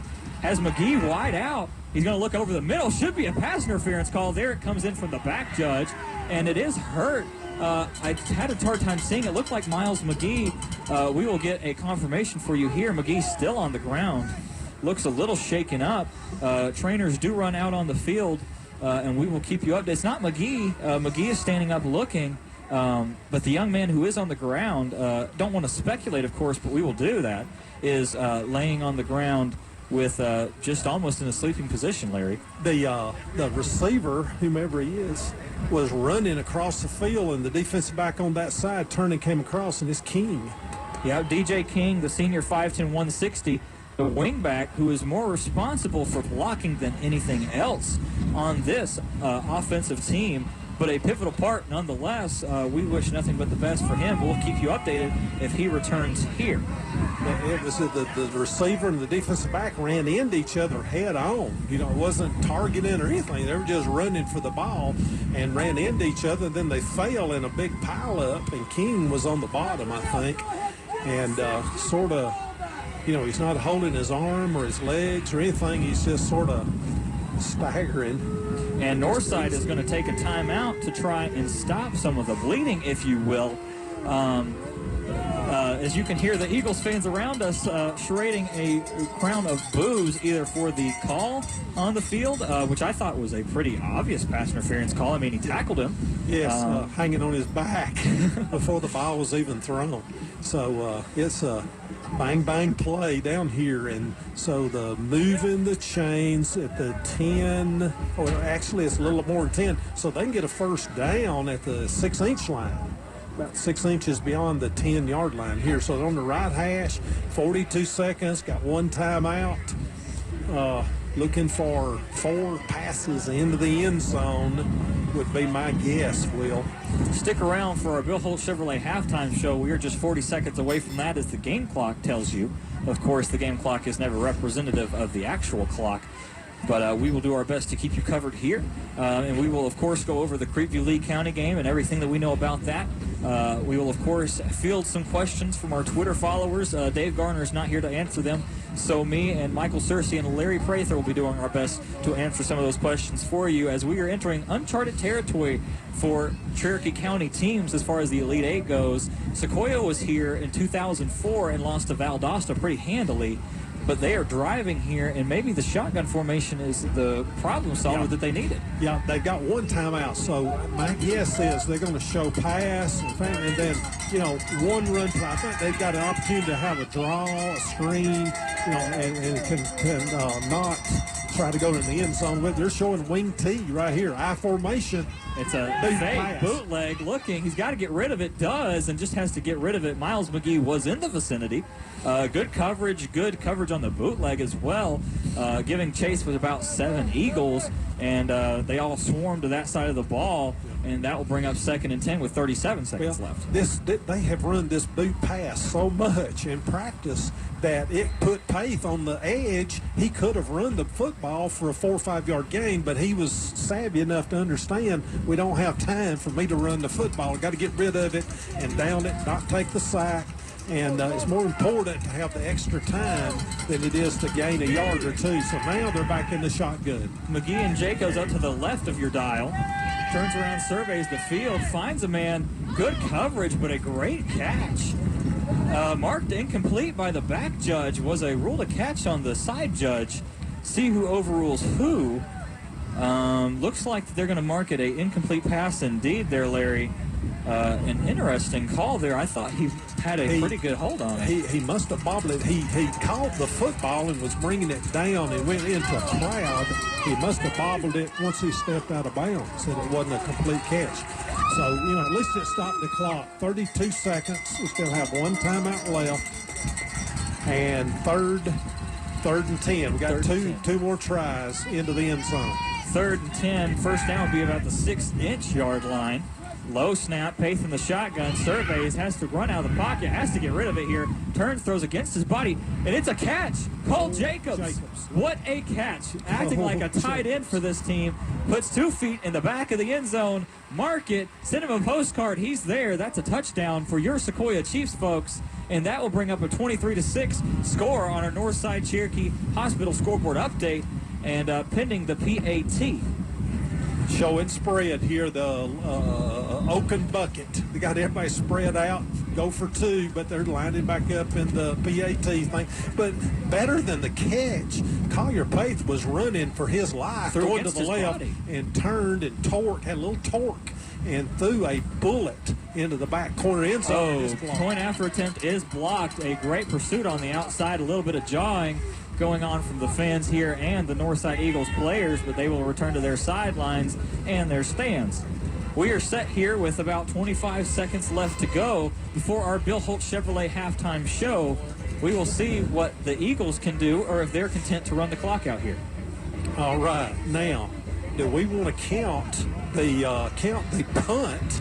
That series for the punt, they actually started at the, the ball was back at the 1 foot line, right. 3 yard line. So this is a 90-something yard drive. And then Jonathan started the drive at the 20 after the kick after the first down. So, you can say 80 or you can say a 97-yard drive. But it was, let me get Flint, we're in the middle of we're in a hurricane deluge right here. 14 plays, 5 minutes and 24 seconds off the clock. What a series, what a drive. And right here before halftime, 25 seconds to go. They were on the two-yard line, so a 98-yard drive. 98-yard drive. And, Larry, that was kicked off by a personal foul that the Eagles fans, of course, did not agree with, but they're not wearing the stripes. And it is kicked a little bit of a pooch kick, just trying to keep it from a big return. Almost could have been called an onside kick there. It was short. Yeah, it's a type of a onside. Yeah, mortar. It's called a mortar kick. And, that ball can bounce any direction. And it's good when you don't want somebody as big and fast and strong to get a hold of the football. And so now with 24 seconds, Northside has 2 timeouts. And let's see if they're going to be greedy or if they're going to go for the gold here. Larry, I have to ask. I'm betting. Do hogs get slaughtered and pigs get fed here? That's exactly right. It's it's a gamble, but they're showing victory. Yeah, this is Coach Kinzer's old school. He won a national championship when he played at West Georgia College for Bobby Pate, Bobby Pate was a head coach at Cherokee High years ago. So he's learned his lesson well. So the two teams will head to their respective locker rooms, and we will take it down to our Bill Holt Chevrolet halftime show. We're going to take a 2-minute break here from Skip Pope Stadium. Of course, stick around with us. Joining us will be Michael Searcy. Larry, you'll be back later in the broadcast here to help us wrap it up for our second half. And we're going to take a 2-minute break here, and we will see you back. You're, of course, on North Georgia Zone, 101.1 FM, WLJA. Your attention, please. Just announced Black Friday sales event at Bill Holt Chevrolet. Chevy's just announced 0% financing for well-qualified buyers. 0% on the popular 2018s or 2019 models, or make no payments for 90 days for well-qualified buyers when you finance with GM Financial. At Bill Holt Chevrolet in Canton and Blue Ridge, get a discount on 2018 Chevy Silverados up to $11,000. Don't miss out on the Black Friday sales specials for a limited time at Bill Holt Chevrolet. Bill Holt Chevrolet, Canton and in Blue Ridge. It's a Bill Holt Chevrolet deal that you can't afford to miss. Hi, it's Dave Garner, voice of the Cherokee County Game of the Week. But did you know I'm also your local Woodman Life representative and poverty prevention specialist? For over 128 years, Woodman Life has protected families with life insurance and retirement products. And as your local agent, I want to make sure that your money outlives you and that you don't outlive your money. Call or text me at 706-273-9347 or visit my Facebook page at Dave Garner Woodman Life to learn how I can help you or your loved ones today. Insurance protection, financial security, Woodman Life, standing strong for generations. At Piedmont Mountainside Hospital, we're always finding new ways to make your health care even better, including our 24-hour emergency department, comprehensive care including general surgical and diagnostic services, heart care, sleep and women's services, and wound care. It all adds up to better access to better care than ever before. At Piedmont Mountainside, it's time to get better. Call us at 706-692-2441 or online at piedmontmountainside.org. Regular comfort system maintenance can help lower your energy bills, but that's not all. When you sign up for a planned service agreement from Green Heating and Cooling, we'll clean and inspect your system for potential problems on a regular basis. With scheduled maintenance, you can rest assured you're doing all you can to ensure the safety and efficiency of your equipment. Plus, if you ever do have a problem, you'll enjoy priority service and certain discounts. Green Heating and Cooling, your Bryant Factory authorized dealer, will do whatever it takes.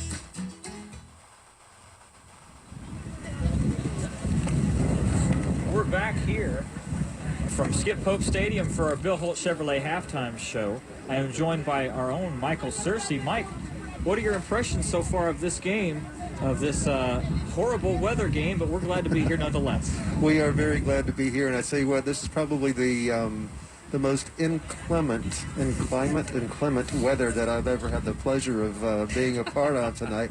I've had my hands full with most of the equipment issues tonight, so thank you very much to you and Larry for holding down the fort as far as the ball game is concerned. I tell you what, as far as Sequoiah's play is concerned, it's a lot like the weather tonight. It has been cold and slow. They need to do a lot more coming out in this second half if they are going to have a chance to win this ball game. The issue with the missed extra point, they finally get something that is going their way towards the, going into the locker room for halftime, and that missed PAT just kind of, put a little bit of a damper even on that touchdown. But at least they're on the board at this point in time. The coaching staff, I'm sure, has got their hands full trying to make some adjustments. I've been impressed with the couple of passes that they have completed, remarkable catches on a couple of occasions there. You're going to hear a lot of background noise on for the next few minutes. As we've been telling you, we are on the visitors' sidelines here at Sequoyah. Very small press box, and we appreciate them accommodating us over on this side of the field tonight. But we've got the band pointed straight at us, and they are about to do their halftime show. So we'll work through it just a little bit, and then we'll join them for the Battle of the Bands. Will, on paper, it doesn't look quite as bad in certain areas as it does on the scoreboard for the first half. Well, I think the big thing that we have to point out is Sequoyah on that last drive found the key to the game. It's the shotgun formation as you hear monsoon winds blow in on us here. They had 72 yards passing. A lot of that came on that last drive where they were able to spread 4 wide receivers out, including Cole Jacobs, the running back, who is the lead receiver on this team, and not limited to Emmanuel Jenkins and Miles McGee out there on the border as well. 50 rushing yards is not a typical Wing T style, but you have to do what works. It's the playoffs. Now, this isn't uncharted territory for the Chiefs. They're used to playing from behind, especially in the playoffs. Exactly. They've been behind in the fourth quarter by a lot more than this, and they have come back and won it. Mine goes to Creekside here. And on the other side of the ball, Northside is absolutely tearing it up on the rushing side of the ball with 207 rushing yards, only 27 passing yards, sticking true to what they do, and that's a total of 234 yards. The biggest difference that I see is Sequoyah was forced to punt 4 times for an average of 31 yards. Northside has yet to punt. That has to be something that has to change, Mike, if the Chiefs want any chance to win this football game. You're right, and as I heard Larry mentioning a little while ago, the Chiefs are going to have to do something, in addition to playing better football, obviously, but they're going to have to do something to get an opportunity they don't deserve. They have to figure out a way to get that takeaway, to get that big play, to get something to get them motivated and get them going. Hey, you've said it before. They've been in this position before, so it's not uncharted territory. It's certainly possible for them to make a comeback. But this Warner Robins team this team from Warner Robins doing a great job. And while we're talking about this team, I want to compliment their fan base. You look at the number of people that are in these stands. Granted, it's a playoff game, but these people have driven from Houston County, Georgia, up to North Georgia for this football game on a night that I tell you what is just, you really got to want to watch a football game to be sitting out here tonight. So kudos to them and kudos for the support they have. And, of course, all season long, the Sequoyah fans have been here and been supporting this home team. And we're very, very glad to be here as part of our broadcast here tonight. You're listening to the Bill Holtz Chevrolet Halftime Show right here live from Sequoyah High School in Cherokee County. We're going to take a 2-minute timeout, and we'll be back right after this. On WLJA, we are 101.1 FM. Your attention, please. Just announced Black Friday sales event at Bill Holtz Chevrolet. Chevy's just announced 0% financing for well-qualified buyers. 0% on the popular 2018s or 2019 models, or make no payments for 90 days for well-qualified buyers when you finance with GM Financial. At Bill Holtz Chevrolet in Canton and Blue Ridge, get a discount on 2018 Chevy Silverados up to $11,000. Don't miss out on the Black Friday sales specials for a limited time at Bill Holtz Chevrolet. Bill Holtz Chevrolet, Canton and in Blue Ridge. It's a Bill Holtz Chevrolet deal that you can't afford to miss. Football is big in Cherokee, supporting our young athletes both on and off the field. The Northside Hospital Sports Medicine Network is proud to be their partner in sports performance, injury prevention, and treatment. Our experts give athletes and families what they need to stay fit and to enjoy an active and healthy lifestyle. Want to stay in the game? Choose the Northside Hospital Sports Medicine Network. Call 770-517-6636 for more information. That's 770-517-6636. You have found the perfect lady, and now that you know she's the one, it's time to start looking at engagement rings. Keys Jewelry is the perfect place to see a large selection of styles. This is Doug Key, owner of Keys Jewelry. We offer the latest designs in bridal rings in white and yellow gold. Our knowledgeable staff will be able to help you find the perfect ring that she'll love. You'll find the perfect ring for your perfect lady waiting for you at Keys Jewelry in historic downtown Canton. Layaway plans are available. Shop Keys Jewelry. She'll love you for it. And listen up. Keys Jewelry is now offering valet parking to their customers. Call Keys for details. When you are the official sponsor of the comeback, adding a few feet to a drive matters. First down. So does shaving 1/10 of a second off a lap. Top-rated surgery, physical therapy, and motion analysis by the sports medicine team at Children's Healthcare of Atlanta helps young athletes not only prevent injuries, but heal faster and return stronger, ready to win. Our more than 25 orthopedic and sports medicine locations are ready to assist your athlete's comeback. To learn more, visit choa.org/sportsmed.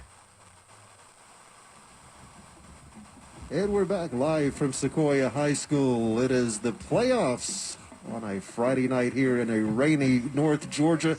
Temperature kickoff about 39 degrees. We had the winds gusting at about 25 to 30 miles per hour. Fortunately, at this moment, no rain falling, but a little bit earlier, Will, I think I saw animals lined up 2 by 2. I don't know why, but we're very glad to be here tonight. Glad we could bring this ball game to you as part of our season-long coverage of the high school game of the week, right here on WLJA 101.1 FM and streaming live, of course, on WLJAradio.com. We appreciate you joining us tonight. Thanks for listening in. You're listening to the Bill Holt Halftime Show here on WLJA. And, Will, we have...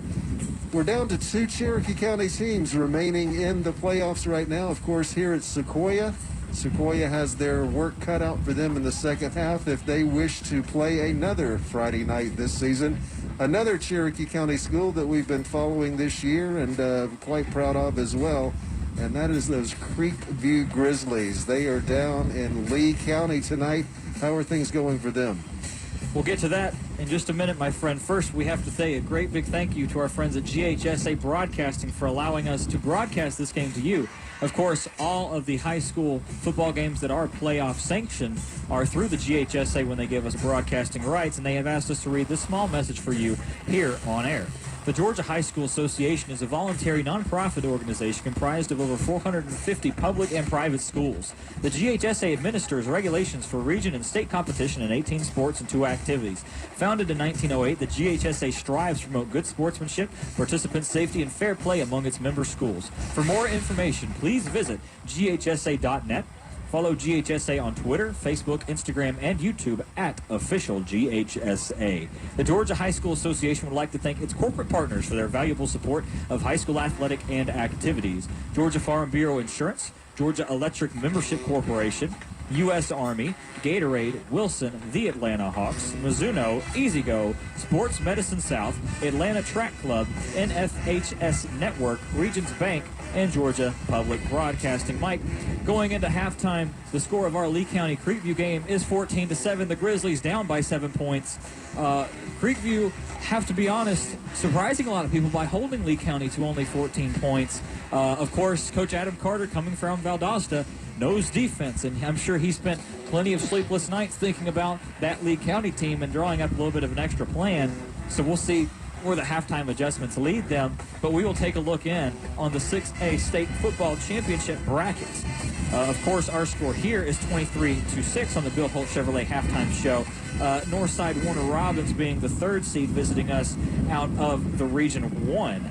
Valdosta and Decula will be playing currently. The leader of that game is Valdosta. It is 14-13. Chiefs fans, if they're looking past this game, are obviously rooting for for Valdosta, as Valdosta is a 2nd seed, and the coin flip was done last week to determine that the bottom of the bracket will have the home playoff advantage, and that, of course, is your Sequoyah Chiefs. On the other side of the ball, Creekview and Lee County are playing, and that score is 14-7, and they will play the winner of Coffley and Lanier. Of course, neither one of those teams, the winner doesn't matter of that. Whoever wins the Creekview-Lee County game will have home playoffs throughout up until the Mercedes-Benz Stadium. Assuming that they go that far. Assuming that they go that far. And we are certainly hoping that they do. You know, you're talking about Coach Carter. This is not his first rodeo when it comes to playing and these high-level games in the playoffs. He has had a lot of success over the years, many different divisions with a lot of victories in big playoff games. You've got to say congratulations to the Grizzlies. Granted, they're down by a touchdown at halftime, but look, that's almost like a win. You are on the road 4+ hours at least on a bus ride down there, and everybody that made a prediction was predicting this to be a blowout ball game. Now, it still could be, but Creekview has certainly done an excellent job in this first half of keeping that ball game close. And as we said so many times during the course of this season, it is about keeping yourself in the ball game. And Creekview is definitely in that ball game. I guarantee you, Coach Carter, making some of those halftime adjustments as we speak. Of course, Lee County, they're not ranked number 1 for nothing. So you can bet your pigskin, yes, you can bet your pigskin that they're going to be making some adjustments as well and seeing what they can serve up for Creekview. But very proud of them, and we'll certainly keep you updated throughout the rest of this game. Well, let's get back to the Sequoyah game here for a moment. You mentioned it at the top of our Bill Holt Chevrolet halftime show. Sequoyah, time after time after time, all season long, has been fighting. They have been fighting. They have been fighting. They have been down. They have continued to fight. I do not expect in any way to see them roll over when they come back out here in the second half. Now, this Northside team from Warner Robins, they are not here by accident either. They have got a strong tradition. They have got winning football tradition down there. They know what it means to win. And look, you look at these stands here, and granted this is radio, but let me just tell you folks, we have done a lot of games from here. So locally, big games, playoff games.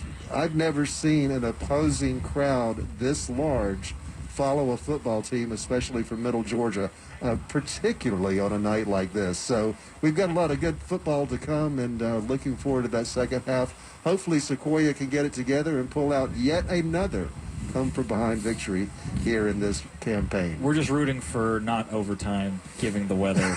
But however long it takes, we'll be here as long as it takes to determine a winner. Hopefully it will be your Sequoyah Chiefs and your Creekview Grizzlies. Of course, we are the home of Cherokee County football. We're going to take a 2-minute break here, and we'll be back to wrap things up on our Bill Holt Chevrolet halftime show. This is 101.1 FM, WLJA. Stay tuned. Your attention, please. Just announced Black Friday sales event at Bill Holt Chevrolet. Chevy's just announced 0% financing for well-qualified buyers. 0% on the popular 2018s or 2019 models, or make no payments for 90 days for well-qualified buyers when you finance with GM Financial. At Bill Holt Chevrolet in Canton and Blue Ridge, get a discount on 2018 Chevy Silverados up to $11,000. Don't miss out on the Black Friday sales specials for a limited time at Bill Holt Chevrolet. Bill Holt Chevrolet, Canton and in Blue Ridge. It's a Bill Holt Chevrolet deal that you can't afford to miss. Football is big in Cherokee, supporting our young athletes both on and off the field. The Northside Hospital Sports Medicine Network is proud to be their partner in sports performance, injury prevention, and treatment. Our experts give athletes and families what they need to stay fit and to enjoy an active and healthy lifestyle. Want to stay in the game? Choose the Northside Hospital Sports Medicine Network. Call 770-517-6636 for more information. That's 770-517-6636. D.W. Campbell Tire and Auto Service Centers in Marietta, Kennesaw, and Woodstock have been serving North Georgia since 1985 with the greatest prices on tires and the most professional ASE certified technicians to be found. D.W. Campbell Tire is a certified Goodyear, Kelly, and Dunlop dealer with the widest range of services available. Go to dwcampbelltire.com for more information about their services, finance specials, coupons, or to schedule an appointment. D.W. Campbell Tire and Service, proud to be a supporter of Cherokee County football and hope to see it one of the 6 locations soon. You found the perfect lady, and now that you know she's the one, it's time to start looking at engagement rings. Keys Jewelry is the perfect place to see a large selection of styles. This is Doug Key, owner of Keys Jewelry. We offer the latest designs in bridal rings in white and yellow gold. Our knowledgeable staff will be able to help you find the perfect ring that she'll love. You'll find the perfect ring for your perfect lady waiting for you at Keys Jewelry in historic downtown Canton. Layaway plans are available. Shop Keys Jewelry. She'll love you for it. And listen up. Keys Jewelry is now offering valet parking to their customers. Call Keys for details. We're back on our Bill Holt Chevrolet halftime show here live from Skip Pope Stadium here in Canton, Georgia, Hickory Flat, Georgia, to be more specific. Of course, this county is mainly Canton and Hickory Flat, split amongst the high schools, 6 of them in total. And the only two who are remaining in the Elite Eight quarterfinals of this playoff are our Creekview Grizzlies and our Sequoyah Chiefs. We are here at the Chiefs' home, Skip Hope, with a score of 23-6. And Larry, welcome to the Bill Holt Chevrolet halftime show, partner. And we want to ask you, what do you think the Chiefs are going to do coming out of the gate here? Well, I think they've learned they cannot just line up and run at this Eagle defense. They're just too big, strong, fast, quick, all that stuff. So, the shotgun worked, and they have to kick off here in the second half. Don't be surprised if they don't come back with that mortar kick, maybe the other side or something. They're going to have a special play, a trickeration, or what do they call it? A trick play or a little chicanery. Yeah, that's the word I'm looking for. A little chicanery here the second half to get their, get that momentum back and keep the football away from this doggone offense. They've yet to stop it. And, the Northside has stopped themselves a couple of times, but Sequoyah hasn't. So I'm looking for an onside kick early on, our fake punts. And I think Collier Pate sort of found himself there in the second quarter, and he was able to get outside and just sprinting. And I think they just come back with their bootleg passes or sprint out passes and let Collier just keep the football and run it and get his 5 or 6, and then run play options. But they're going to have to score a lot of points. This is for them to win this football game. Like Sequoyah has won their last 5, it's going to be a shootout in the fourth quarter. So I think they're prepared for that, and they understand it. But they've got to find a little semblance of a defense. They've got to get a couple of defensive stops to win this football game. Well, there's no doubt about it. Pate is a gunslinger. I mean, he is one of the top quarterbacks in all of Cherokee County. A true pleasure to watch. Of course, Coach Teeter, as we talked about in our Children's Healthcare of Atlanta pregame show, is he said he doesn't have a problem lining up in the shotgun and being a spread option quarterback. It's just that that's not the style of offense they run. But Larry, coming out with 2 minutes left in the first half, the shotgun seemed to work when they were able to spread everybody out. Of course, we don't expect them to completely abandon the wing T offense. Now, before we hop back in, we got about 30 seconds left, and then we're going to take another 2-minute break, and then we'll be back with kickoff. But Larry, what do you think is going on down the road by about 4 hours between Creekview and Lee County? What's your interpretation of that game as the score is 14-7.5? Moral victory. They went in at halftime. They're down by 7. They were picked to get beat by 24 or 29 is the last thing I saw. And, hey, we're hanging here with them. We've outplayed them, basically, from what I've heard. A couple of missed field goals, and things are not going Lee County's way. And I'm going to attribute that to Creekview doing what they do. And so when they get revved up and get that offense going, they start ratomizing a couple of those defensive people, let them do what they do. Let Cade do what he does. And I think they got a fair shot at this thing. And I may be a little biased, but I'll tell you what I think. Creekview, keep in mind, is a big, powerful team. They have some headliners. Nick Penley on the left side. You have John Williams on the right side, D1 commits. Looking at some good players there. Cade Radham, 6 foot, 210. They're a powerful team, and powerful teams wear down on them. Think about a late 2000s Alabama team with Mark Ingram, Trent Richardson, that old style of we're just bigger than you. You may hang around in the first half, but after that you don't have a chance. That's what I expect to see. Of course, Lee County is a lot better of a team than the Grizzlies have ever faced before. We're going to take a quick 2-minute break, and we'll be back before kickoff. Thank you for joining us on the Bill Holt Chevrolet Halftime Show. This is 101.1 FM, WLJA.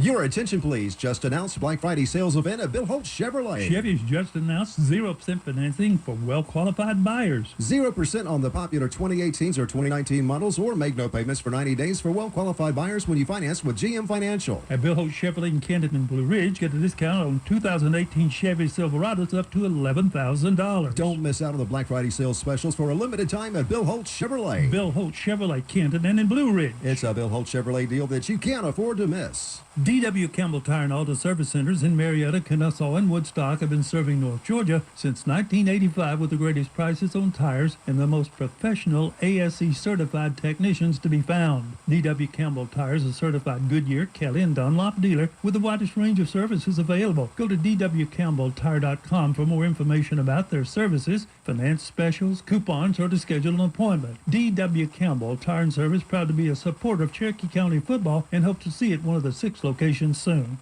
You're on WLJA FM 101.1, LJ, Jasper, Canton, Woodstock, and all of North Georgia.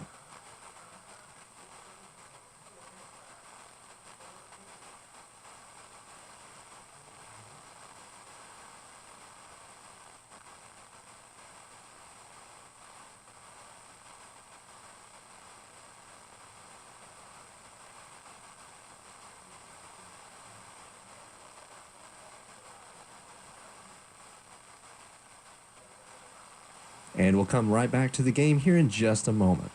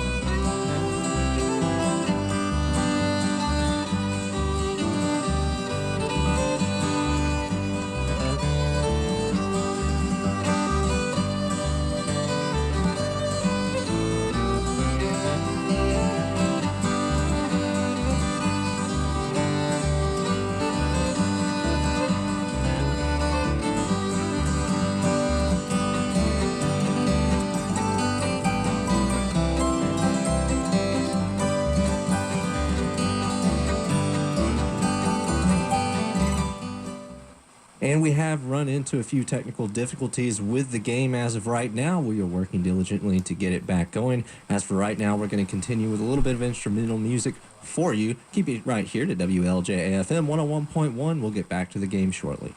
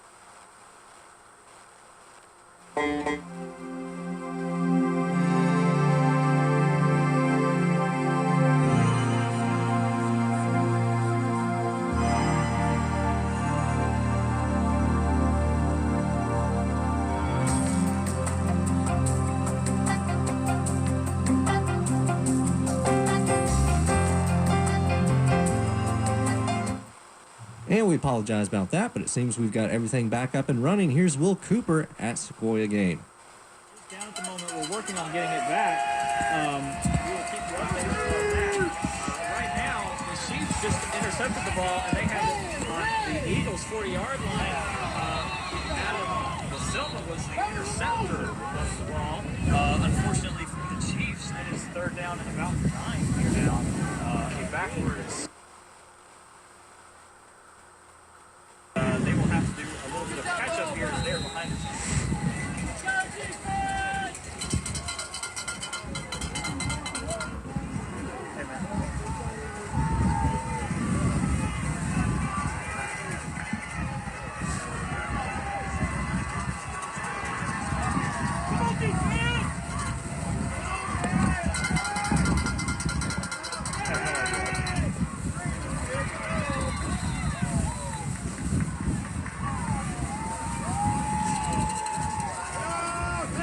Okay, so we are set up here with a 4th and 9 as the Chiefs have forced a punt after the interception, but if nothing else, it gives them an opportunity to flip the field if they can make this a doable punt, Larry. Well, they're showing punt, Will, and I going into coming out here in second half, I said onside kick, fake punts, and they're running their normal punt formation, but I'm trying to see who the up back is. I think it's Jackson Smith, a real fine fullback. See if he gets a direct snap. Yes, sir, I would agree with you. It looks like it, but it looks like it will be a true blue punt as it is. And it is kicked deep, fair caught. Oh, a little bit of trickeration, if you will. Dean ran up to make the stop. Daniel Dean ran up to make the fair catch at the 5-yard line, fooled all the Chiefs, and let the kick go back to the back of the end zone, and it'll be a touchback. So no harm done. The interception is practically negated. Just a little bit of time ran off the clock, but the Chiefs have a little bit of momentum. Well, special team snafu. You have one guy sitting there watching the fair catch. Everybody else is supposed to run by the ball. I mean, that's every day. Run by the fair catch because he can't advance it anyway. So a mistake, major mistake on the special teams, and now we've got the spread. Formation spread offense coming with a jet sweep. And there goes Jaden Daniels. Excuse me, it's a handoff to Daniel Dean, but it's still a great carry. Going to be marred down at the 43-yard line. Move those chains. It's advanced all the way up, and there is a injured Chief at the back of the field holding that right arm gingerly. Difficult to see the numbers here. Of course, Sequoyah is wearing the gold lettering. It looks like number 36, Grant Gibson, the junior at 6'208". He will run off the field just a little gingerly. Might be a stinger or something like that. We'll keep it updated on that as well, as the Eagles are set up with a 1st and 10 at the 43-yard line. Spread, got two twin receivers left, a single receiver to the right, and two backs in the backfield. They've got a sniffer, got an H-back in there, extra blocker, and here comes the power. And the power isn't very powerful right here. It is a better gain than what I thought.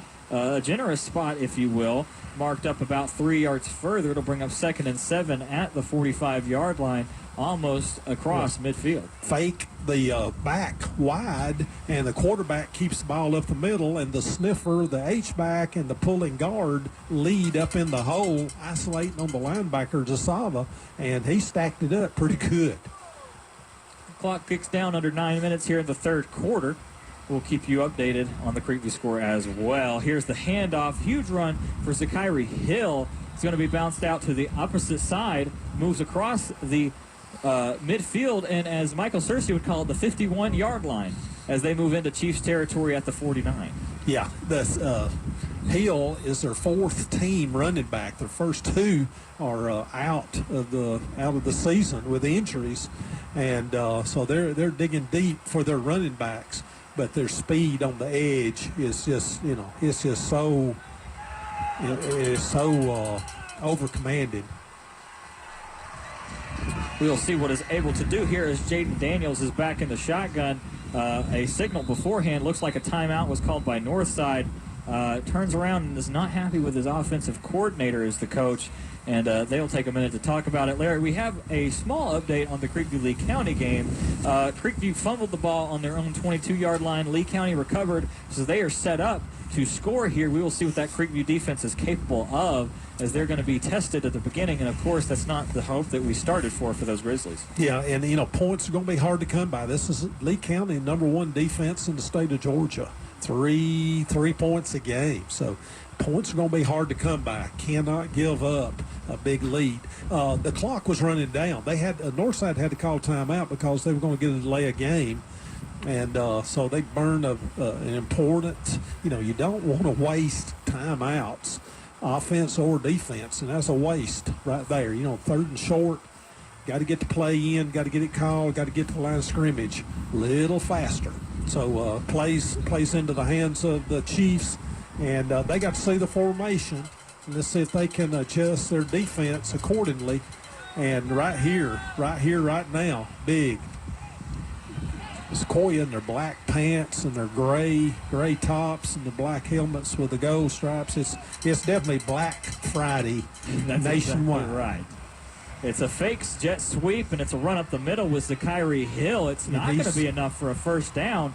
Adam LaSilva make sure everybody knows that that's not going anywhere. A little bit of taunting. I'm not sure what number 72 for the Eagles is signaling, because it's not even close, short by about a solid yard at least. Yeah, and we're right here at the 49-yard line. We're looking right at it. We can see that it was well short, a whole yard short, and they're showing punt.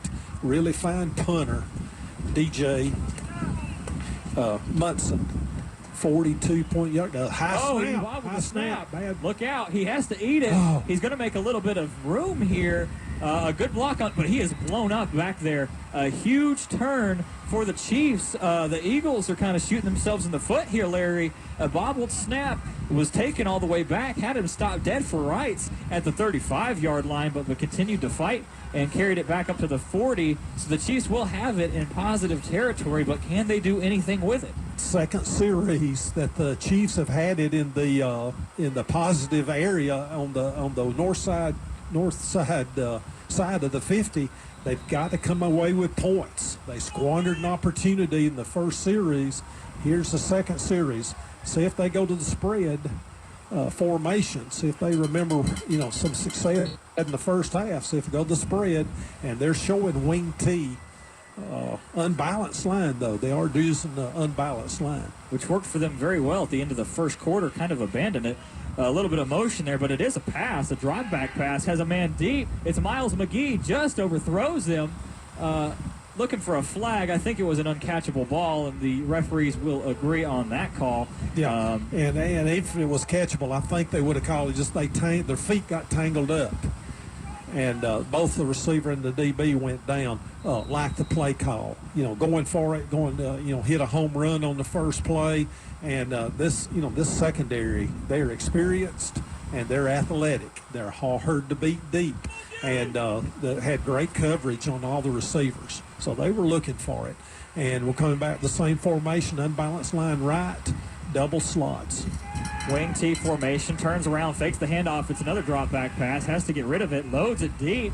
He's got it. Cole Jacobs just misses him just out of the reach of Cole. You want it to connect so bad, and he has him beat by just a step, but every time it's just a little outside, inside, or just over. Bring up 3rd and 10. They ran play action to the left, to the wide side of the football field, and Jacobs is going down the middle of the field and then had a cut flag route, and he broke wide open. That's about as open as you can get, and the football was just a little overthrown, and Jacobs was reaching for it. I thought if he could have got that left hand on it, he would have tipped the ball back to himself. And here we go, 3rd and 10. Wing T formation once again, sends a man in motion, turns around, fakes the handoff. It's a bootleg this time, steps up in the pocket. He's going to try deep again, finally connects. Oh, and he's dropped. Cole Jacobs had it in his hands and was just separated from the ball there. I mean, it was a beautiful throw there by Collier Paith. Just a little bit too much defensive talent on the side of the ball, and we'll see what the Chiefs decide to do.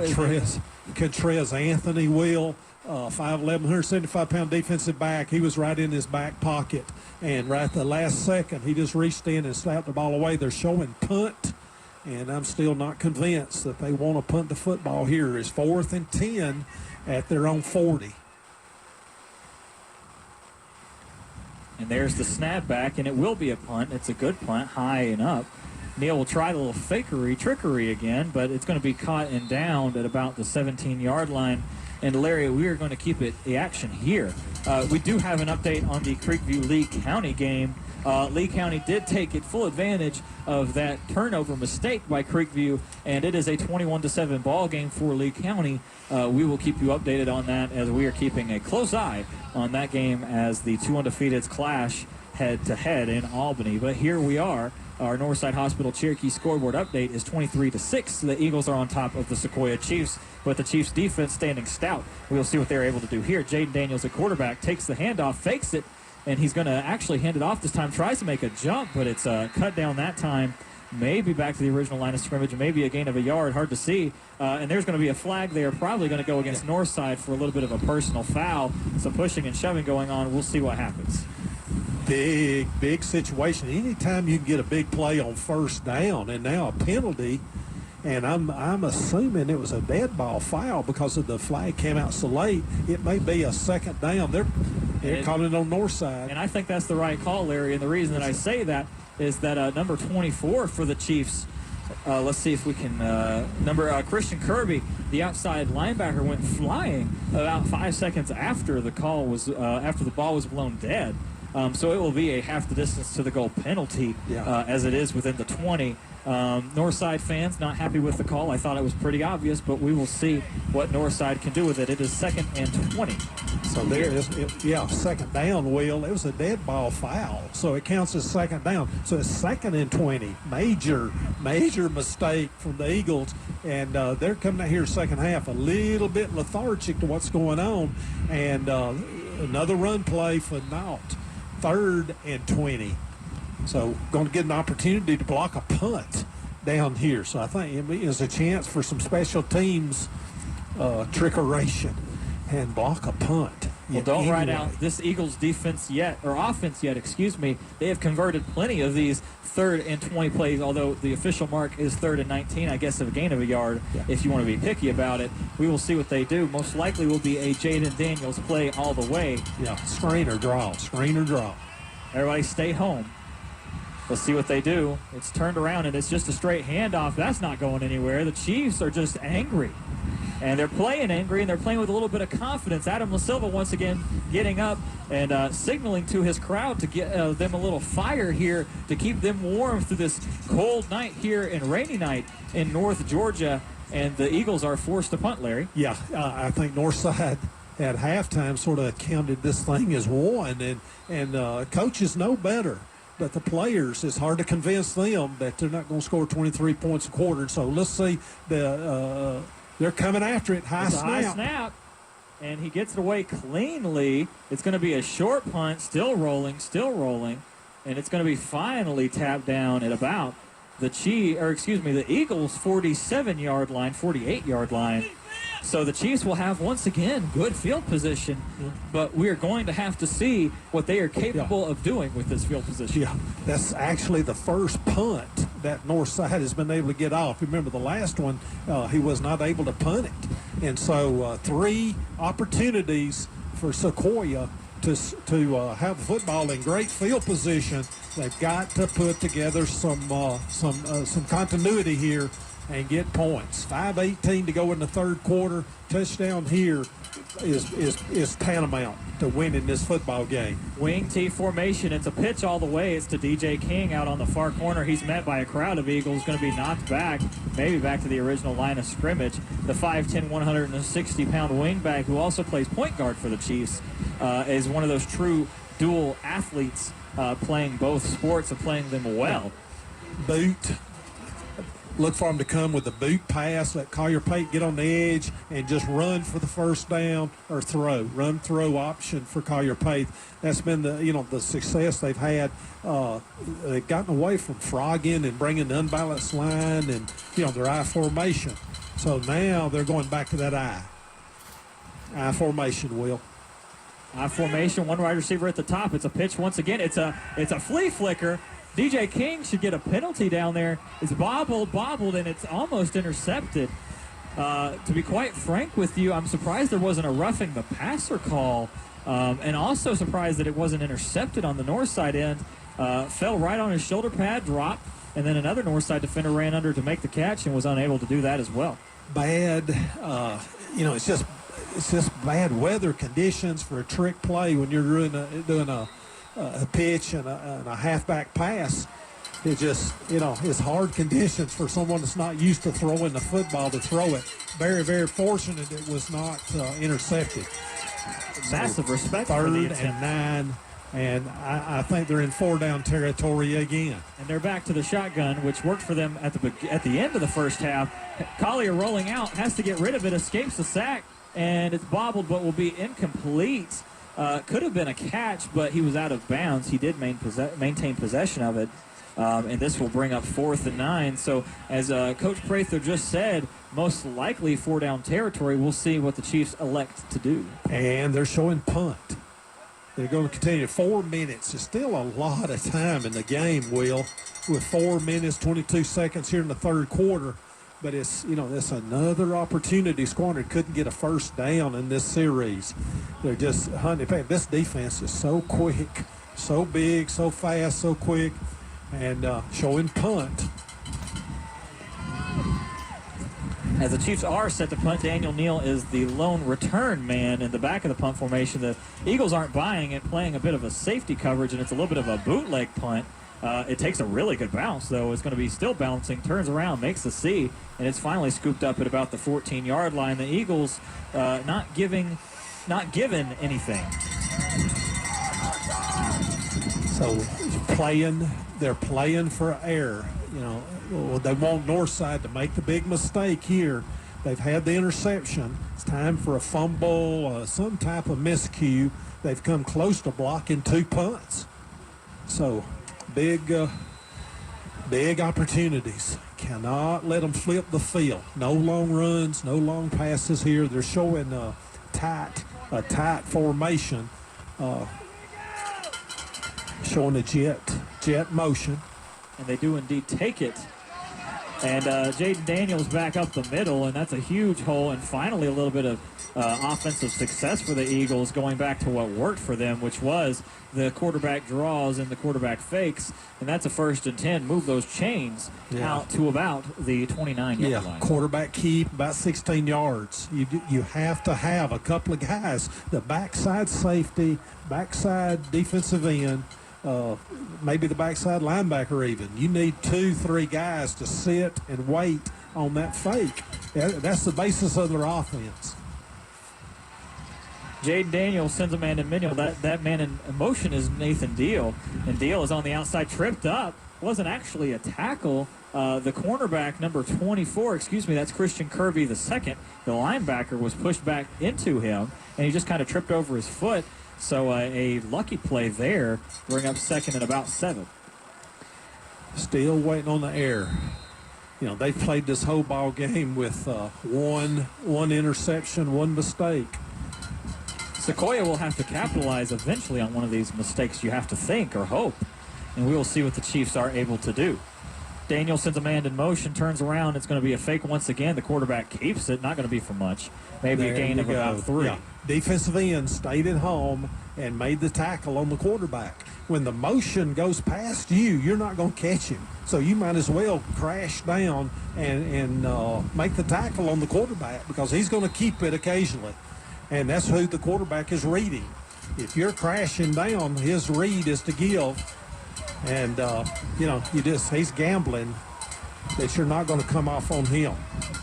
Jaden Daniels, same read. It's actually a pass here. He's going to be, escapes one sack, has to get rid of it, has a man wide open and does. That's Daniel Neal. Puts Miles McGee on skates, still going. 20, 15, 10, knocked down finally by number 7 out there in no man's land. Emmanuel Jenkins puts him down. Fortunately, able to save the touchdown. And let's see what we have here.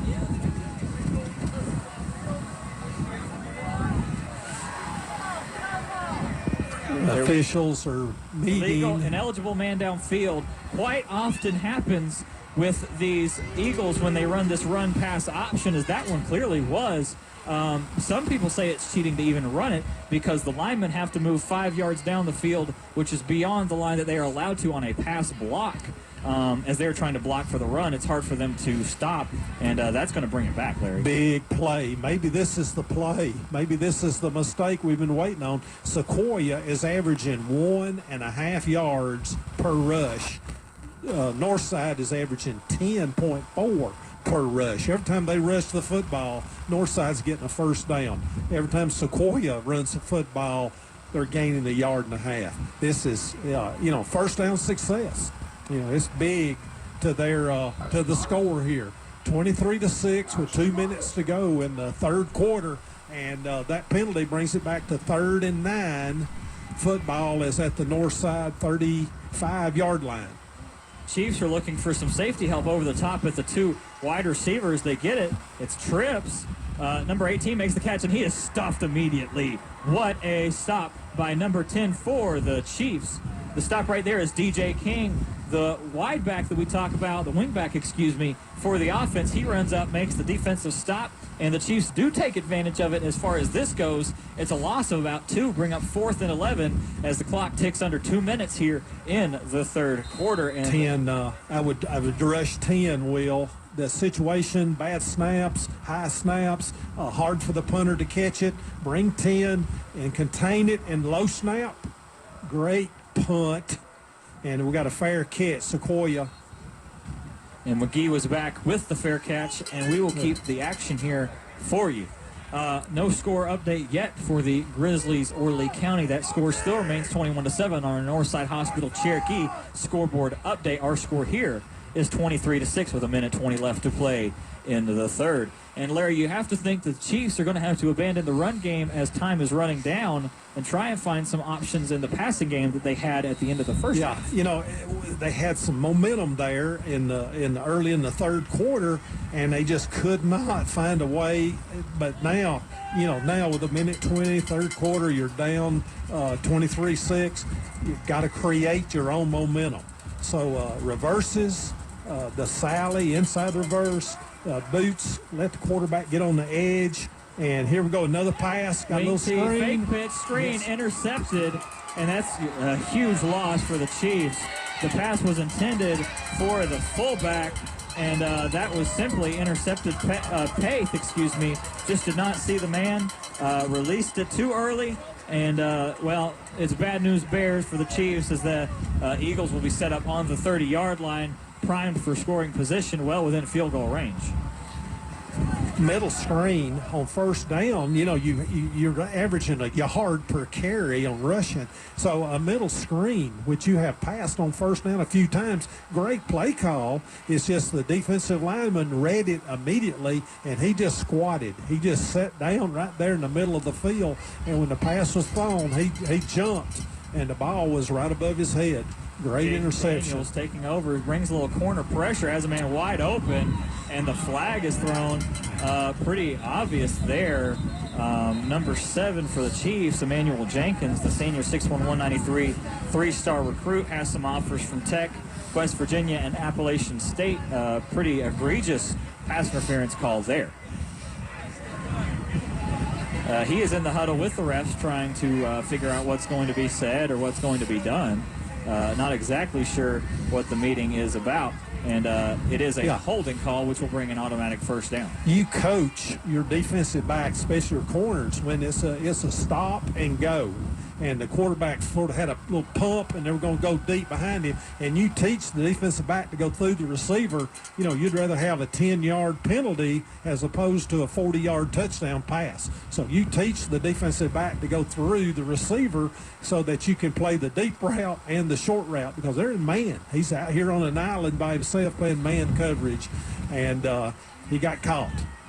Jaden Daniels, shotgun formation, turns around, hands the ball off, bouncing a little bit, has a hand on the jersey. I believe that was Adam LaSelva holding onto that jersey for dear life, and it was able to tackle Eric Smith down for a gain of about 2 or 3. The ball will be spotted at about the 16-yard line. Yeah, Smith's been bothered by an ACL, a knee injury, and, man, you can't tell there's anything wrong with him.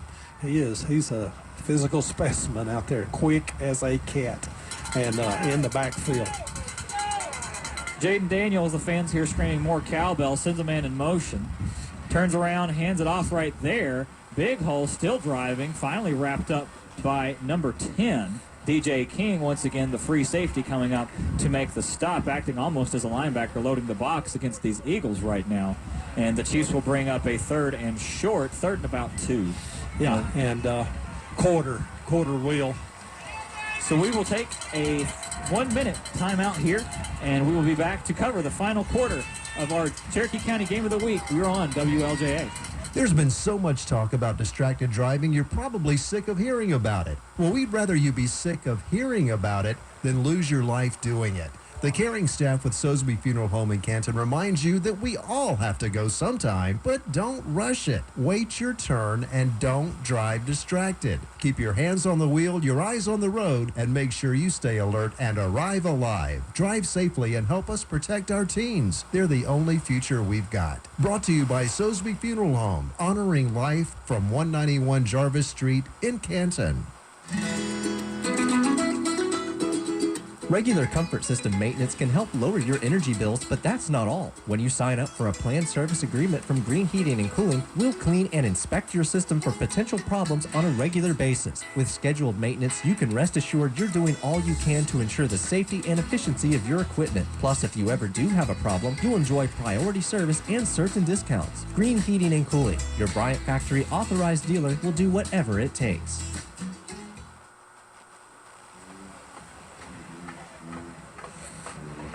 Welcome back as we are here from Skip Hope Stadium here in beautiful Canton, Georgia on a not so beautiful night. As my good friend Kleeman would say, a Chamber of Commerce night, Larry. Not so much here today. We're set for the fourth quarter. The Eagles, to catch you up, are in scoring position here on the 16-yard line, 3rd and short. Creekview and Lee County 21-7 heading into the fourth quarter, as that game is in the same progress as we are. We'll keep you updated. Jaden under center runs the ball straight up the middle. Looks like it should be plenty enough, and it is by about 2 yards. Move those chains, and it'll bring up 1st and goal for the Eagles going in as the clock is now started. Larry, welcome to the fourth quarter. Yes, sir. Third quarter stats, 9 first downs for both teams. Rushing yardage, 268 for Northside, and 52 for Sequoyah. Passing, 72 yards for Sequoyah, 27 for Northside. So it's a ground game for both teams. 124 total yards for Sequoyah, 295 for Northside. And we are excited to see how this game concludes here as Jaden Daniels hands the ball off and still driving the pile. Looks like he was finally marked down at the goal line, the 1-yard line, if you will. And the ball carrier is Eric Smith, the workhorse during this game, as the Chiefs are substituting out some defensive linemen, trying to keep things fresh, maybe a heavier package here. Yeah, they showed a Maryland I formation. They had 4 backs, quarterback, tailback, fullback, and extra back, all in one line. And clock's down to 15 seconds. Quarterback going in the huddle, calling the play. It's going to be a simple run play, I promise you. Maybe the same play they just ran. I formation. Yeah, the Maryland power I formation. 3 in the backfield. Turns around, hands it off to the third man. Jumps over the end zone. And it will be called a touchdown. Send him a postcard. He's there. It'll be 29-6. And Larry, maybe you can clarify this for me. Isn't leaping a penalty in high school football? Well, kicking downs, I don't know that it's illegal on the run on the goal line run play. It's illegal to jump and dive in any kicking situation. So I don't know, I don't know that rule, but I know it's illegal to jump, dive in a kicking situation. So maybe it's legal. Corey Munson kicks back, and the point after attempt is up and good. Make it 30-6 here on our Northside Hospital Cherokee scoreboard update. We'll keep the action here for you as we keep a close eye on our friends down south as Creekview takes on Lee County. And of course, that score has just been updated. Lee County put up another touchdown. It is 28-7 as the Grizzlies are in a hole with 11 minutes left to go in the fourth quarter. We'll have to see what Adam Carter can pull out for his team down there. Yeah, they're not built for that type of an offense to have to come back over that. But it's not insurmountable. That last drive, Will, was 80 yards, took 2 minutes and 25 seconds off the clock, a 1-yard touchdown dive for the Northside Warner Robins Eagles, and it's up to 36 with 10 minutes 48 seconds to go here in the fourth quarter. And Region 1-6 down in South Georgia Middle Georgia is starting to flex its muscles. As they have a team, all their teams still in the playoffs here in the Elite Eight, hard to compete with there. As we are set to kick it away, as it's a little bit of a line drive squib kick almost. Muffed a little bit, but kicked up finally by Miles McGee. Still surveying. Actually makes a man miss, finds a little hole, still driving, and turns it into a pretty good return for how often he kind of stood still. Kind of reminds me of Le'Veon Bell, who used to play football, as he kind of stood back and tried to find a hole. Yeah, that's violation of every rule on the kickoff return. You catch the ball on the run and then find a gap, take it, and go. Just put pin your ears back and go. And he just sat and danced and let everything develop, and they showed a lot of patience. And then, bam, found the hole, brought it up to the 35-yard line. So a really outstanding return from McGee. We will see what the Chiefs are able to do as time is winding down on this game and possibly their season, as they have abandoned the wing tee and moved to the shotgun. Should be a little bit of offsides, but it wasn't called. DJ King in motion drew a man offsides. Refs did not see it. Nonetheless, was a jet sweep. Carried the ball out to about the 39-yard line. A good gain of about 6. It will bring up about 2nd and 4, Larry. And I think the fans at home need to understand it's about 10 degrees colder than it was about 30 minutes ago, and the wind has picked up. It's at least 30 mile an hour. It's a steady 30 mile. And here is a jet sweep. Still driving. Looks like it's Cole Jacobs on the carry, and indeed it is. Really the workhorse for this offense, still making it happen. Move those chains as we move up to the 39-yard line into Eagles territory. And starting to get a little continuity here on the offense. A little bit late, but still, anything can happen. These Chiefs have been coming from behind all the last 5 weeks, last 5 football games. Collier designed keep there, and that's not going anywhere. Could have been whistled dead before he got killed. The refs decided to let him play, and that'll be a loss of about 5, a loss of about 3 where they're going to spot it. A generous spot, in my opinion. But, hey, you take what you can get. So it brings up 2nd and 13 for the Chiefs. Same play. They gained the yardage on the jet sweep, but they faked the handoff to Cole Jacobs, and Pace was going to keep it sort of a naked reverse around that end, and Northside didn't have they were not faked out at all. A design pass here, loads up, finds a man deep, not sure who's covering. Nobody way out there in the middle of no man's land, kind of thrown in between Cole Jacobs, and it looks like Miles McGee out there as well. The Northside fans, if you hear some jeers, there's a little bit of pushing and shoving going on, but no harm, no foul, and catchable ball on both parties, and we will bring up 3rd and 12. I tell you what, that ball may be frozen, Will. When it left Pace's hand, it started wobbling. It was a dying duck, and it was right between the 2 different receivers. Neither receiver knew which one he was throwing to. No doubt about it. Collier makes the signal over to his wide receiver on the far right, takes a step back. He has to get rid of it here. Pressure, moves up in the pocket, finds a man. It's Cole Jacobs, and he's driven out of bounds, but plenty enough for, I don't know. Let's see where they spot him. It's going to be short by about 4 yards. It's going to be a 4th and 4, and we've got a Sequoyah player down back here at the 50. It's definitely a lineman. Hard to see a number here. Number 57, or excuse me. Yeah, let's see who we got here. The trainers are running out on the field. He seems to be in a tremendous amount of pain. Wyatt Hampton, the left guard, is watching, pointing to his teammate's right knee and writhing in pain on the ground right now. That's nothing you ever want to see. Coach Teeter's going to come out and check on his boy. And this is not good. Never want to see this, and we're going to take a 30-second timeout. We'll be back. This is WLJA. Right now, it's the best time to buy the new Sorrento you're looking for. Right now at Carriage Kia in Woodstock, get a Sorrento loaded or the base model for lower prices than ever before from $24,991. APR in most cases from 0.9% to 2.9% depending on the terms and conditions of your loan. Now, some Kia dealers will advertise a lower price, but watch the games and gimmicks and disclosure points. Carriage Kia Woodstock at the outlet malls just off I-575 or 24/7 at carriagekiawoodstock.com.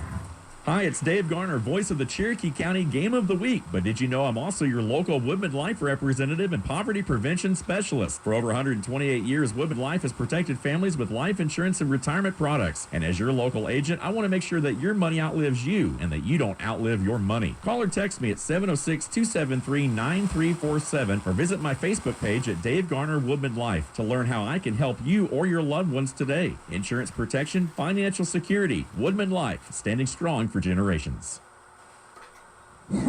We're back here at Skip Pope Stadium here in Canton, Georgia, still tending to the player, and due to respect for him, it doesn't look like they're now going to pick him up. Thankfully, that is number 62, Alex Mahid, the senior, 6'4", 295. I actually know his brother Jonathan quite well, worked with him for a good few years, and we're going to keep the action here for you.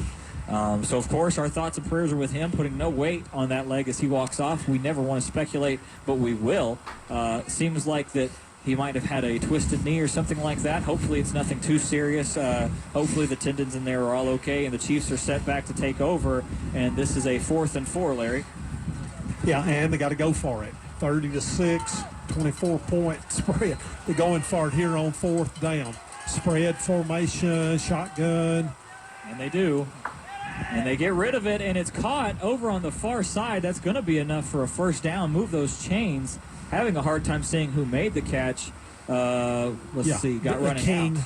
DJ King out there calling his name a good bit as the game is winding down here as we're ticking down with just over 9 minutes left to go here in our Cherokee County Game of the Week on North Georgia's own 101.1 FM.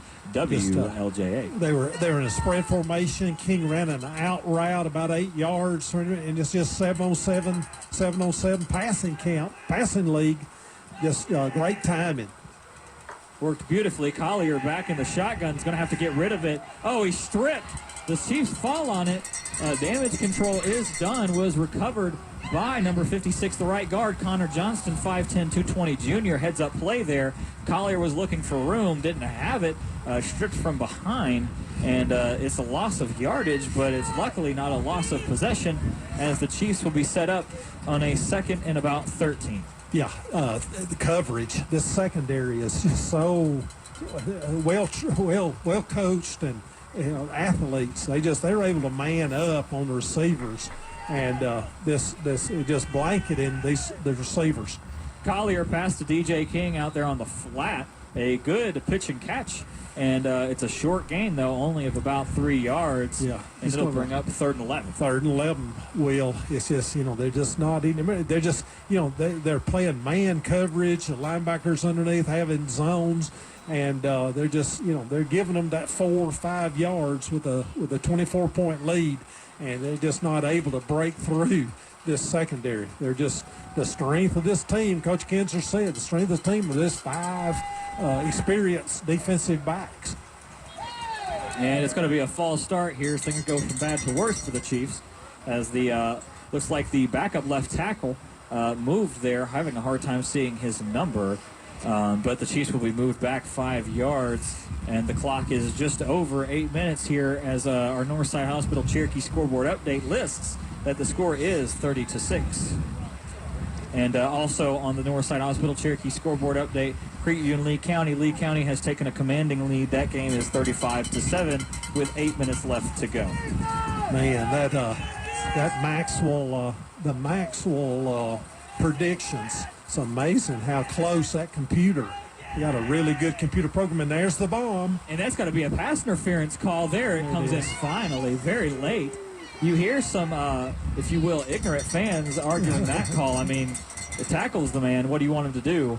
And we will keep Cole Jacobs on the blast there as he was tackled there at the goal line, and that'll bring up an automatic first down for the Chiefs. 10-yard penalty will bring the ball up to the original line of scrimmage, and then it's first down from there. So should be a first down at about the 25-yard line. The Chiefs are moving backwards just to mark off the yardage for the penalty.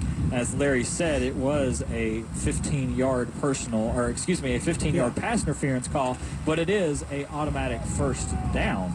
Well, that did put it at the 20. Okay, a little bit better covered with 8 minutes. A touchdown here. However, they have not moved the chain, so it's still listed at 3rd and 1. I suppose that it's not an automatic first down penalty. I could have sworn it was.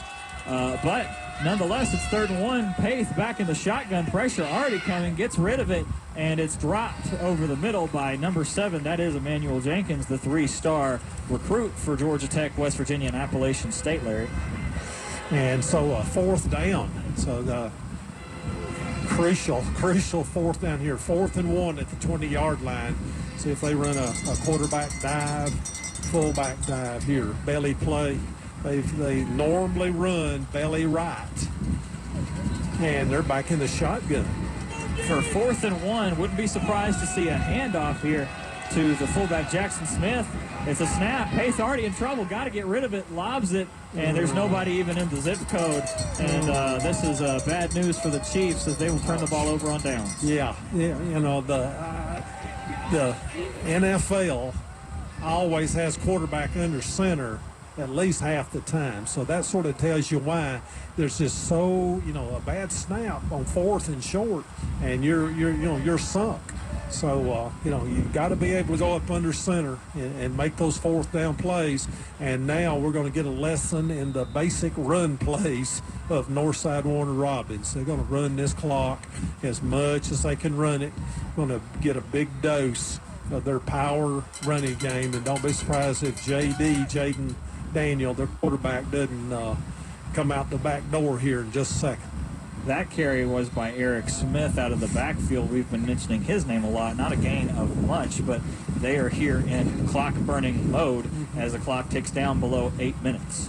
And we're on the visitor side, Northside's visitor side here at Sequoyah High, and the wind is hitting us full bore right in our face. And all the flags are standing outright.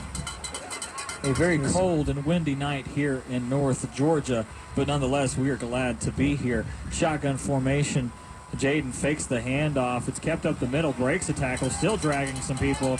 That is Sequoyah Hill, the power running back option, dragging some defenders, including the quarterback of the defense, if you will, Adam La Silva. Move those chains. That's enough for a first down. And the Chiefs are going to have to find some semblance of magic that has kept them in this playoffs up to this point to have a prayer for the remainder of this game. Yeah, they're faking the back one way and handing off. The quarterback's faking the sweep, but they're handing off, and the sniffer, the H-back, is pulling with the guard to lead the running back. And that was a good run up the middle. Sequoyah Hill still in there, signaling the power formation, if you will, running right up by the center in that A-gap. The sniffer that time, they just left the inside guard alone, and the sniffer trapped. It was a trap block on their 3 technique defensive lineman, and the back just found a little hole to squirt through and failed for 5 yards. Northside Eagles checking their play cards, as they all have on their wrists. and they are looking over to the sideline. Finally get the call. Smith in the back. Turns around, fakes the handoff. It's going to be a quarterback keeper. That's stuff. The defensive end stayed home right there. And a good defensive stop right there. Bring up third. And probably a loss of about 1. So make it 3rd and 6, 3rd and 7. And Daniel he's hurt. Their quarterback is squatting down and sort of trying to catch his breath there. The whistle has stopped play. Looks like he's stretching something out. He will remain in the game. The ref moves back to his official position as all the other officials are stationed. You know, he's hurting. He is favoring right now that left side. Turns around and is going to hand the ball off to Zachary Hill. Zachary will not get enough for the first down, a gain of about 3. A valiant effort, but make it 4th and 4. I'm a little surprised that Northside didn't let the clock run down and call a timeout and then put a backup quarterback in. You know, your quarterback's hurt like that. He's not able to pay attention to the snap and the handoff. Watching him come off the field, not moving that left arm at all. All the Eagles are back, forcing to the Chiefs to show their hand as they are in a almost sort of a huddle, pointing out assignments right here. Number 5 for the Eagles, do not have him listed here, is counting out plays, but it will be a punt here. Corey Munson in the backfield, ready to take the punt. Miles McGee back to field the punt. Chiefs bring some pressure, don't get to him even close. McGee is going to have to let this one bounce. Takes the north side hop, still rolling, still going, keep it going. The 15-yard line is where they will finally touch it down. And the Chiefs are going to have to find something that they don't have right now as far as this game is concerned. Yeah, that got to catch punts. Yeah, the ball hit and rolled an extra 15 yards. You know, that's a whole first down and a half, 15-yard roll. And, you know, you're down there in the shadow of your goal line, and it's hard to call plays when you don't want to make a mistake and make it a 37-6 football game. At the same time, Sequoyah's got to get some offense generated here and look for Paith, bootlegs, the sprint outs. Just get Paith on the edge and give him a chance to run or pass. With 5 minutes left to go, the Grizzlies have scored. It's 14-35 in that game on our Northside Hospital Cherokee scoreboard update. DJ Hill around the corner is going to have to just eat this one. They're going back to the running game. Just trying to find any form of offense here, down by 24 points as the clock is going to wind down to below 4 minutes, and the Chiefs may be content to let this clock run down, Larry. Yeah, I think they're conceding that this, you know, they fought a valiant fight and had opportunities here in the third quarter, and they just were not able to cash in. Offense sort of deserted them there in the third quarter. And, you know, kudos go out to this Northside Warner Robins team, 5-5 on the season, and they're undefeated in the playoffs. So, Collier puts a good throw out there. Collier Paith, good throw to DJ King, but it's a gain of about 4 yards. Bring up 3rd and 6 as the clock is still winding down here. Yeah, Lauren Maxwell predicted that all 4 teams from that region were going to win. It'd be the second time in history 4 teams have made it to the semifinals from the same region. But it's just, I mean, it is what it is. We'll see how the other 2 teams from the region see how they fare tonight. But this Northside Warner Robins team, I tell you what now, this is a statement. Sequoyah is a good football team, and Northside just gave them no room for challenging them. Collier delivers a pass. It's to the fullback. He's still running.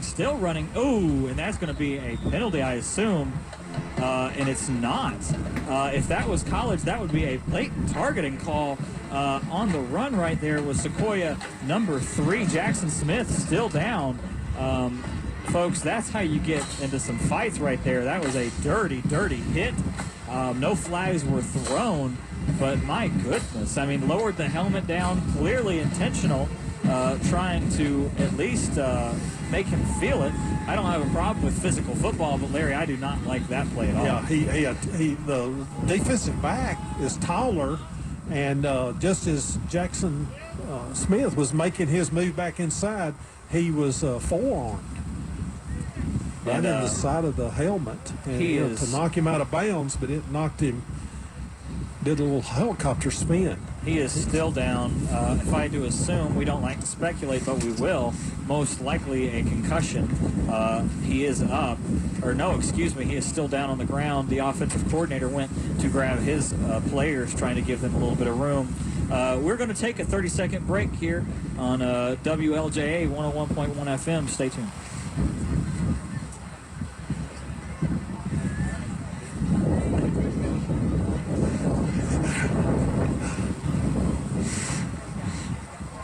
I don't hear the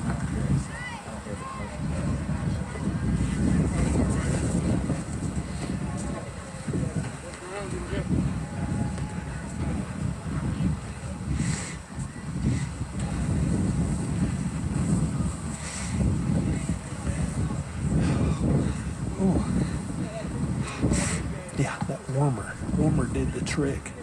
Whew. A lot better. Are you about frozen?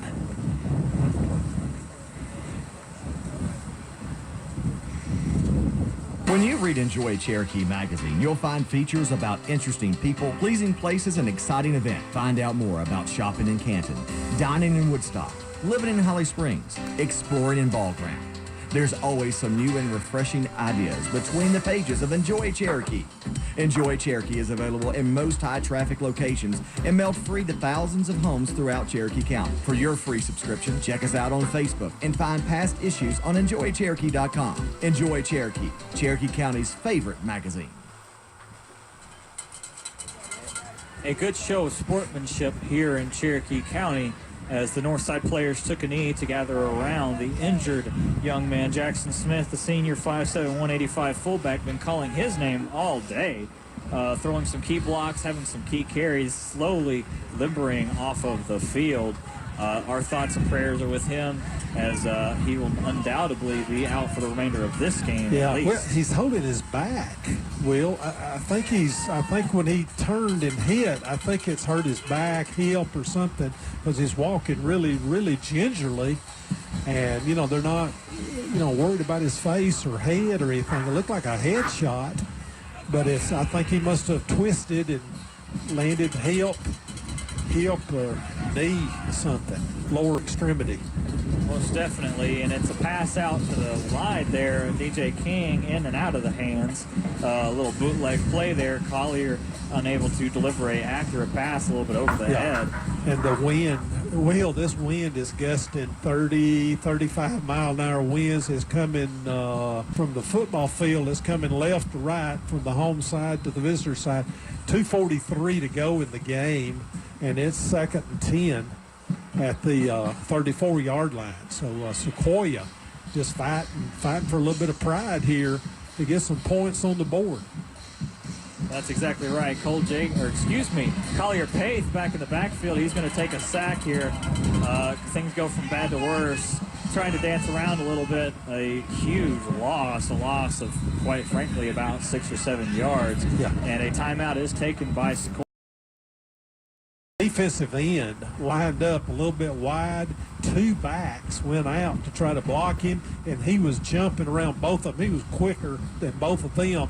Forced Collier Paith to turn back inside, and then there were 3 other defensive linemen that were standing there waiting on him. And it's just, this defense is just so quick and well coached.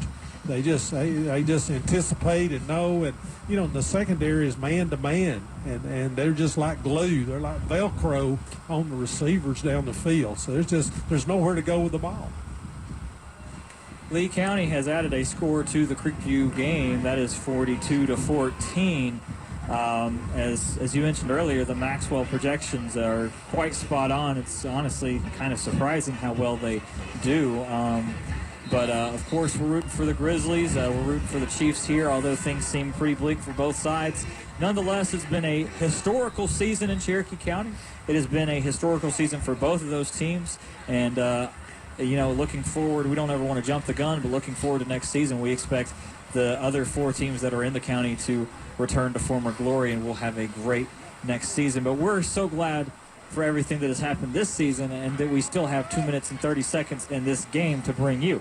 Pace back in the shotgun, and he's stripped, and he falls back on it, and it's back at about the 42-yard line, or excuse me, the 46-yard line of the Eagles. So they go from the other side of the field, and that is a loss of about 20, and that's going to bring up 3rd and 35. Yeah, Collier's they're trying to sprint out and get Collier to the width of the football field where he can turn up field and pass run option like we've been saying. But as soon as he gets to the edge, there's a defensive end right in his face. He started to redirect, and they slapped the football loose. And unfortunately, it bounced right back into his hands. But they're going for it here on 4th and 30. Third round, low snap. Pace already has pressure. It's a screen pass, and it falls incomplete. And with 1:37 seconds left in this game, you have to assume that the Eagles will be content to file into the victory formation and put this game in the record books. And let that clock run. I'm going to tell you, this is not the most miserable I've ever been, but it's in the top 2.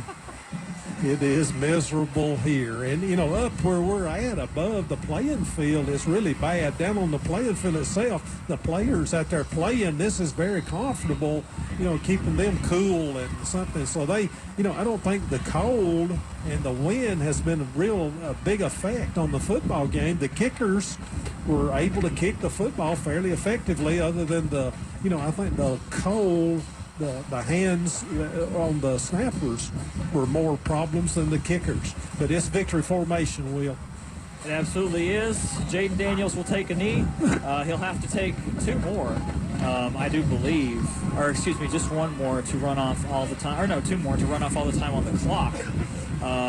And of course, we want to shoot a congratulations to the Northside Warner Robins Eagles for their victory here today. The Chiefs have pulled out magic 2 playoff games and making it to the Elite 8 for the first time since 2004.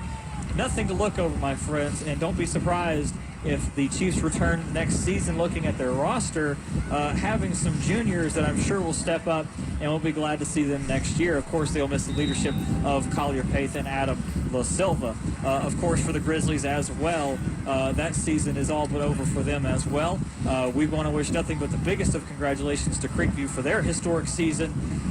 Cherokee County, we're so glad that you joined us this year. Things are looking so bright for the future. From all of us, Larry, Dave, myself, Mike, we're absolutely thrilled for the things that are here and the things that are to come. Do not tune these teams out. Keep a close ear as the offseason progresses, because we're so excited for next August. We can't even hardly stand it now, probably because it'll be warm. And thanks out to Robert Van Alstyne, principal here at Sequoyah, Coach Teeter, athletic director Bob Eddy here at Sequoyah. Thank you for the hospitality, and to all the high schools, all the coaches, all the athletic directors, principals in the school system, been bend over backwards to be cooperative and help us to do the broadcast and make us feel welcome. And it's just it's a great fraternity and a sorority for some of our ladies administrators in the system. But we appreciate them and welcoming us and letting us do what we do on a Friday night. And I've done this several years with Dave, and I've gotten more compliments when I go out to eat. There's always somebody that mentions how much they appreciate the broadcast and, being able to sit back at home with a log on the fire and listen to us out here freezing to death.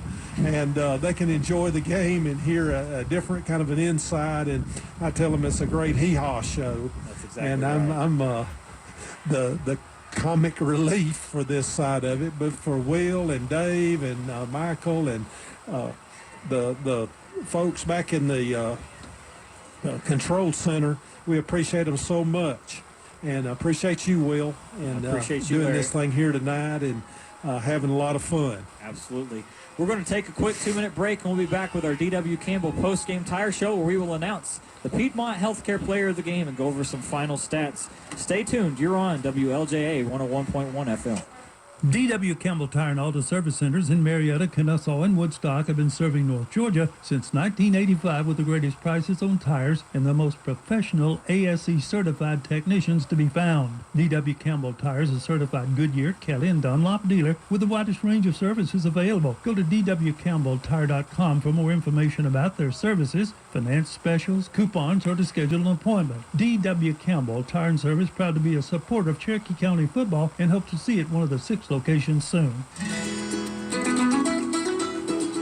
Regular comfort system maintenance can help lower your energy bills, but that's not all. When you sign up for a planned service agreement from Green Heating and Cooling, we'll clean and inspect your system for potential problems on a regular basis. With scheduled maintenance, you can rest assured you're doing all you can to ensure the safety and efficiency of your equipment. Plus, if you ever do have a problem, you'll enjoy priority service and certain discounts. Green Heating and Cooling, your Bryant Factory authorized dealer, will do whatever it takes. Hi, it's Dave Garner, voice of the Cherokee County Game of the Week. But did you know I'm also your local Woodman Life representative and poverty prevention specialist? For over 128 years, Woodman Life has protected families with life insurance and retirement products. And as your local agent, I want to make sure that your money outlives you and that you don't outlive your money. Call or text me at 706-273-9347 or visit my Facebook page at Dave Garner Woodman Life to learn how I can help you or your loved ones today. Insurance protection, financial security, Woodman Life, standing strong for generations. Football is big in Cherokee, supporting our young athletes both on and off the field. The Northside Hospital Sports Medicine Network is proud to be their partner in sports performance, injury prevention, and treatment. Our experts give athletes and families what they need to stay fit and to enjoy an active and healthy lifestyle. Want to stay in the game? Choose the Northside Hospital Sports Medicine Network. Call 770-517-6636 for more information. That's 770-517-6636. Cherokee County High School football. I'm here on WLJA FM 101.1, LJ, Jasper, Canton, Woodstock, and all of North Georgia. We're here for a D.W. Campbell post-game tire show wrap-up. I am joined alongside for the final time of this season, Coach Larry Prather. And Coach, it's been an absolute honor to be a part of this. This is my first season with the WLJA broadcast team. It's been an honor to get to know you, to get to know John, to get to know Dave and Michael. And let me tell you something. You guys are true professionals from an outsider's perspective, although next year I'd like to consider myself an insider. All right. Well, I tell you what, 20-something years, Dave and I can't remember. It's been so long in doing this. And, every year you say, well, this year, I don't know how good we're going to be. I don't know if we're going to have anybody in the playoffs and something. But you go ahead and schedule a week extra that have a playoff game, and then every year there is such a surprise. And we knew Creekview had some seniors, Sequoyah had their quarterback back, and but man, to play as well as they played, and just the level they've reached. And, it's just another outstanding year. I'm always amazed at the local talent. I remember back years ago that college coaches didn't come in the area. And now, 575 and the growth in the area and stuff has helped a little bit. But still, every week we're out here with these 6 different high schools and, Division I talent. And then, the Division II, Division III, you're looking at 30 kids in the county that are going to go to college and get their get college scholarships, get their education paid for, and doing the sports. And then, what's even more remarkable is the kids like Adam DeSalva with 32 on the ACT score, the academics. That they're not just pure athletes, but they're academically so astute, and just kids going to the Stanfords and the Georgia Techs and the Mercers of the world. That these are smart, very mature young men that are making the most of their opportunity. Well, that's exactly right, Larry. I'm a product of even recently the Cherokee County high school system. I graduated just last year, spent most of my time at Creekview High School. But I can tell you from, all the times that we got the opportunity to travel at Sequoyah. I have so many memories of sitting on that hill right there with some of the best people in my life, sitting here in the stands, them throwing us out of the stands because we weren't allowed to bring baby powder for our whiteout. We did anyway. There are just traditions that happen with Cherokee County football. Some big games come to mind. The Battle of Hickory Flat. Think about how electric the Grizzly Den was on that game. GPB was there. We were there. Q100 was there. Such an electric atmosphere. Also, the Battle of Town Lake. Such an explosive game between Etowah and Woodstock. We were so glad we were there. Some teams that we didn't get to cover much this season. River Ridge, we're looking forward to having to get the opportunity to cover them more. We were there when they played Harrison. But let me tell you something, that doesn't take away from anybody.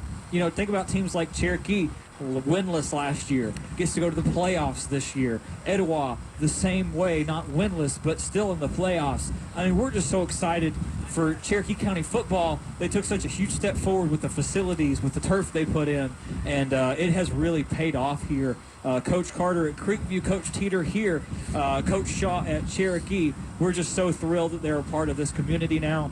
And Larry, I'm going to let you get to those stats, buddy. Okay. And, the Cherokee County, a part of the state of Georgia, the number one product, the students, the football players that go out of the state for these other colleges, in the old days, you'd go to Texas to get your recruits. Georgia leads the nation now in football players that leave the state and go to other places. There's just not enough scholarships at the University of Georgia and at Georgia Tech and Georgia Southern to go around, and so these other schools come in and glean some of the talent. And then I saw an article the other day, the number one professional athletes all time, they did every professional sport, came from the state of Louisiana. Number two is the state of Georgia. So a lot to be proud of, and Cherokee County is fitting in, and we're in the headlines now with the Lee counties and the Northside Warner Robins and the Valdostas and the Deculas of the world.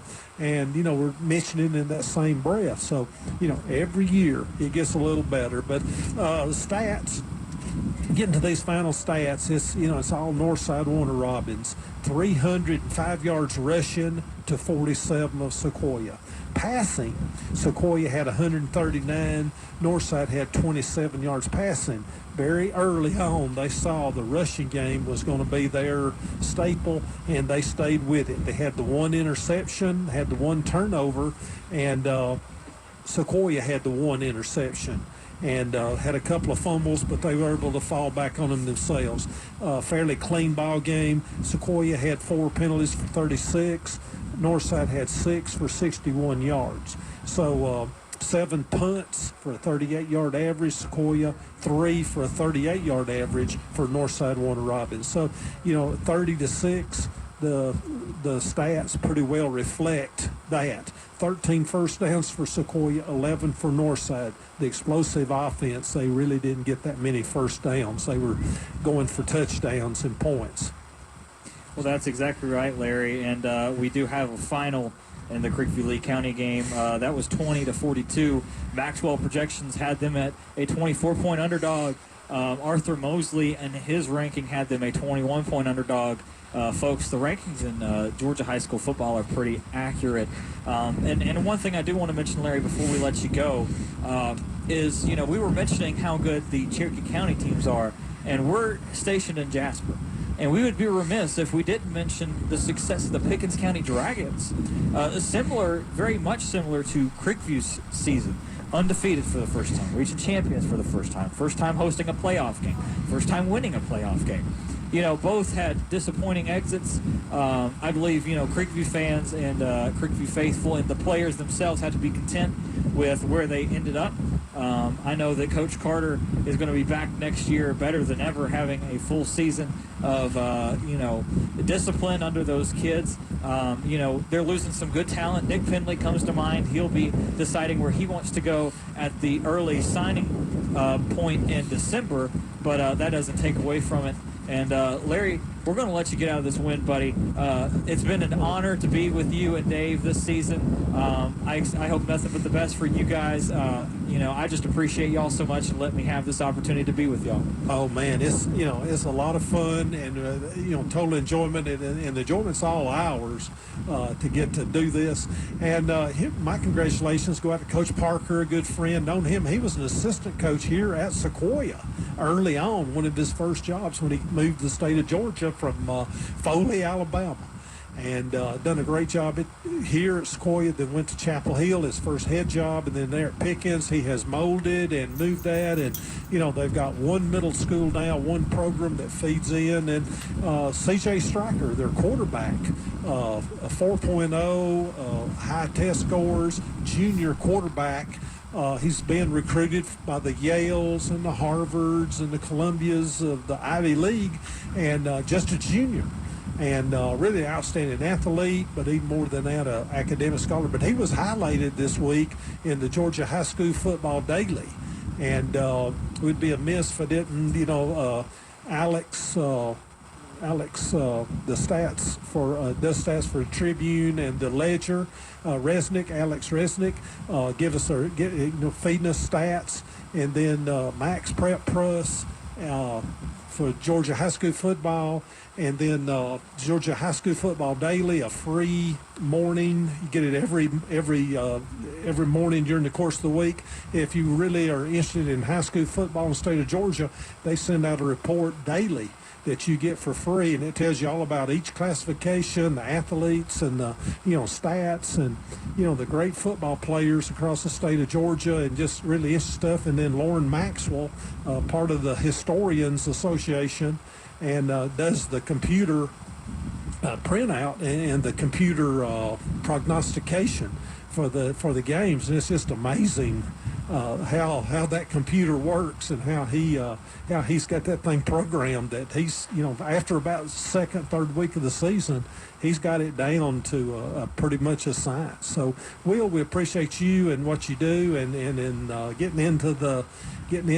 business, and I wish you well with that. And Michael and Asa back at the studio, we appreciate everything you do, and look forward to next year, get next season going. And I can get sort of warm, but it's hard to get cool. So, I can't complain about this, but it is the second most miserable I've ever been in my life. I will give you that. First for me. Yes, well, sir. Larry, we're going to take a Appreciate 2-minute break, and we're going to wrap up the season here with Michael Searcy. Larry, we appreciate you, and buddy, we wish you all the best, and we'll see you come on. We'll see you down the road. Thank Sounds you, good. Mike. See you, Will. See Bye. you. Bye. D.W. Campbell Tire and Auto Service Centers in Marietta, Kennesaw, and Woodstock have been serving North Georgia since 1985 with the greatest prices on tires and the most professional ASE certified technicians to be found. D.W. Campbell Tires is certified Goodyear, Kelly, and Dunlop dealer with the widest range of services available. Go to dwcampbelltire.com for more information about their services, finance specials, coupons, or to schedule an appointment. D.W. Campbell Tire and Service, proud to be a supporter of Cherokee County football, and hope to see it one of the 6 locations soon. At Piedmont Mountainside Hospital, we're always finding new ways to make your health care even better, including our 24-hour emergency department, comprehensive care including general surgical and diagnostic services, heart care, sleep and women's services, and wound care. It all adds up to better access to better care than ever before. At Piedmont Mountainside, it's time to get better. Call us at 706-692-2441 or online at piedmontmountainside.org. When you read Enjoy Cherokee magazine, you'll find features about interesting people, pleasing places, and exciting events. Find out more about shopping in Canton, dining in Woodstock, living in Holly Springs, exploring in Ball Ground. There's always some new and refreshing ideas between the pages of Enjoy Cherokee.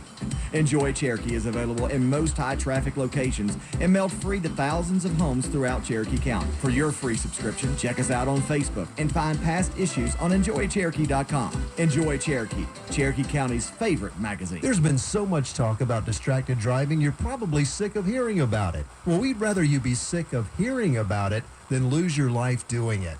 The caring staff with Sosby Funeral Home in Canton reminds you that we all have to go sometime, but don't rush it. Wait your turn and don't drive distracted. Keep your hands on the wheel, your eyes on the road, and make sure you stay alert and arrive alive. Drive safely and help us protect our teens. They're the only future we've got. Brought to you by Sosby Funeral Home, honoring life from 191 Jarvis Street in Canton. Welcome back to our D.W. Campbell postgame tire show. I am Will Cooper, joined alongside with Michael Searcy for our final D.W. Campbell postgame tire show of the season. And Mike, while I have you on air, there are some things that I've wanted to say to you and the broadcast team this entire season. I think I told you the story at the beginning of August. I was approached with the opportunity to be on the call with you guys, to be a social media director, which I have absolutely thoroughly enjoyed interacting with the students here at Sequoyah and Creekview and Cherokee, absolutely all of them. And of course, working alongside you guys and you guys putting the faith in me to allow me to have this opportunity. And I can't thank you enough. You guys are truly my family, and I'm so thankful that I was given the opportunity and you guys allowed me to be with you. And I hope that next season we can see some more of the great things that we saw this season. I absolutely, from Dave to Larry to you, I mean, and Asa back at the studio, I just absolutely love every single one of y'all. Listen, it has been our pleasure, absolutely, to have you. And, you earned your way onto this broadcast team. You went from social media to on-air play-by-play, calling the shots tonight while I was trying to keep our equipment from going completely underwater tonight. You held down the fort along with Larry.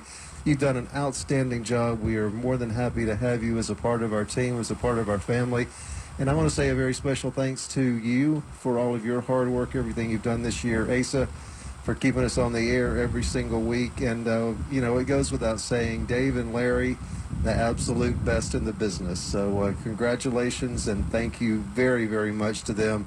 And on behalf of all of us at WLJA, we want to thank our listeners and, of course, our advertisers who just spent some time down in the Sequoyah locker room. It's very real down there. A lot of these kids know that this is the last time that they'll get into a high school football game without having to buy a ticket. And certainly a lot of emotion down there tonight. But, hey, look, a lot of great memories from this season. It's been a great, great season. We've had the 4 teams go into the playoffs this year. And, of course, our congratulations to all of those teams. And thanks to all the schools for letting us be a part of it. And, again, thank you to you, our listeners, for joining us for the Friday night game of the week. We hope to see you right back here on the radio next season as we kick off yet another season of quality high school football here in Cherokee County. So on behalf of the entire broadcast team, the staff, management, all of us at WLJA, thanks for joining us. Have a great night.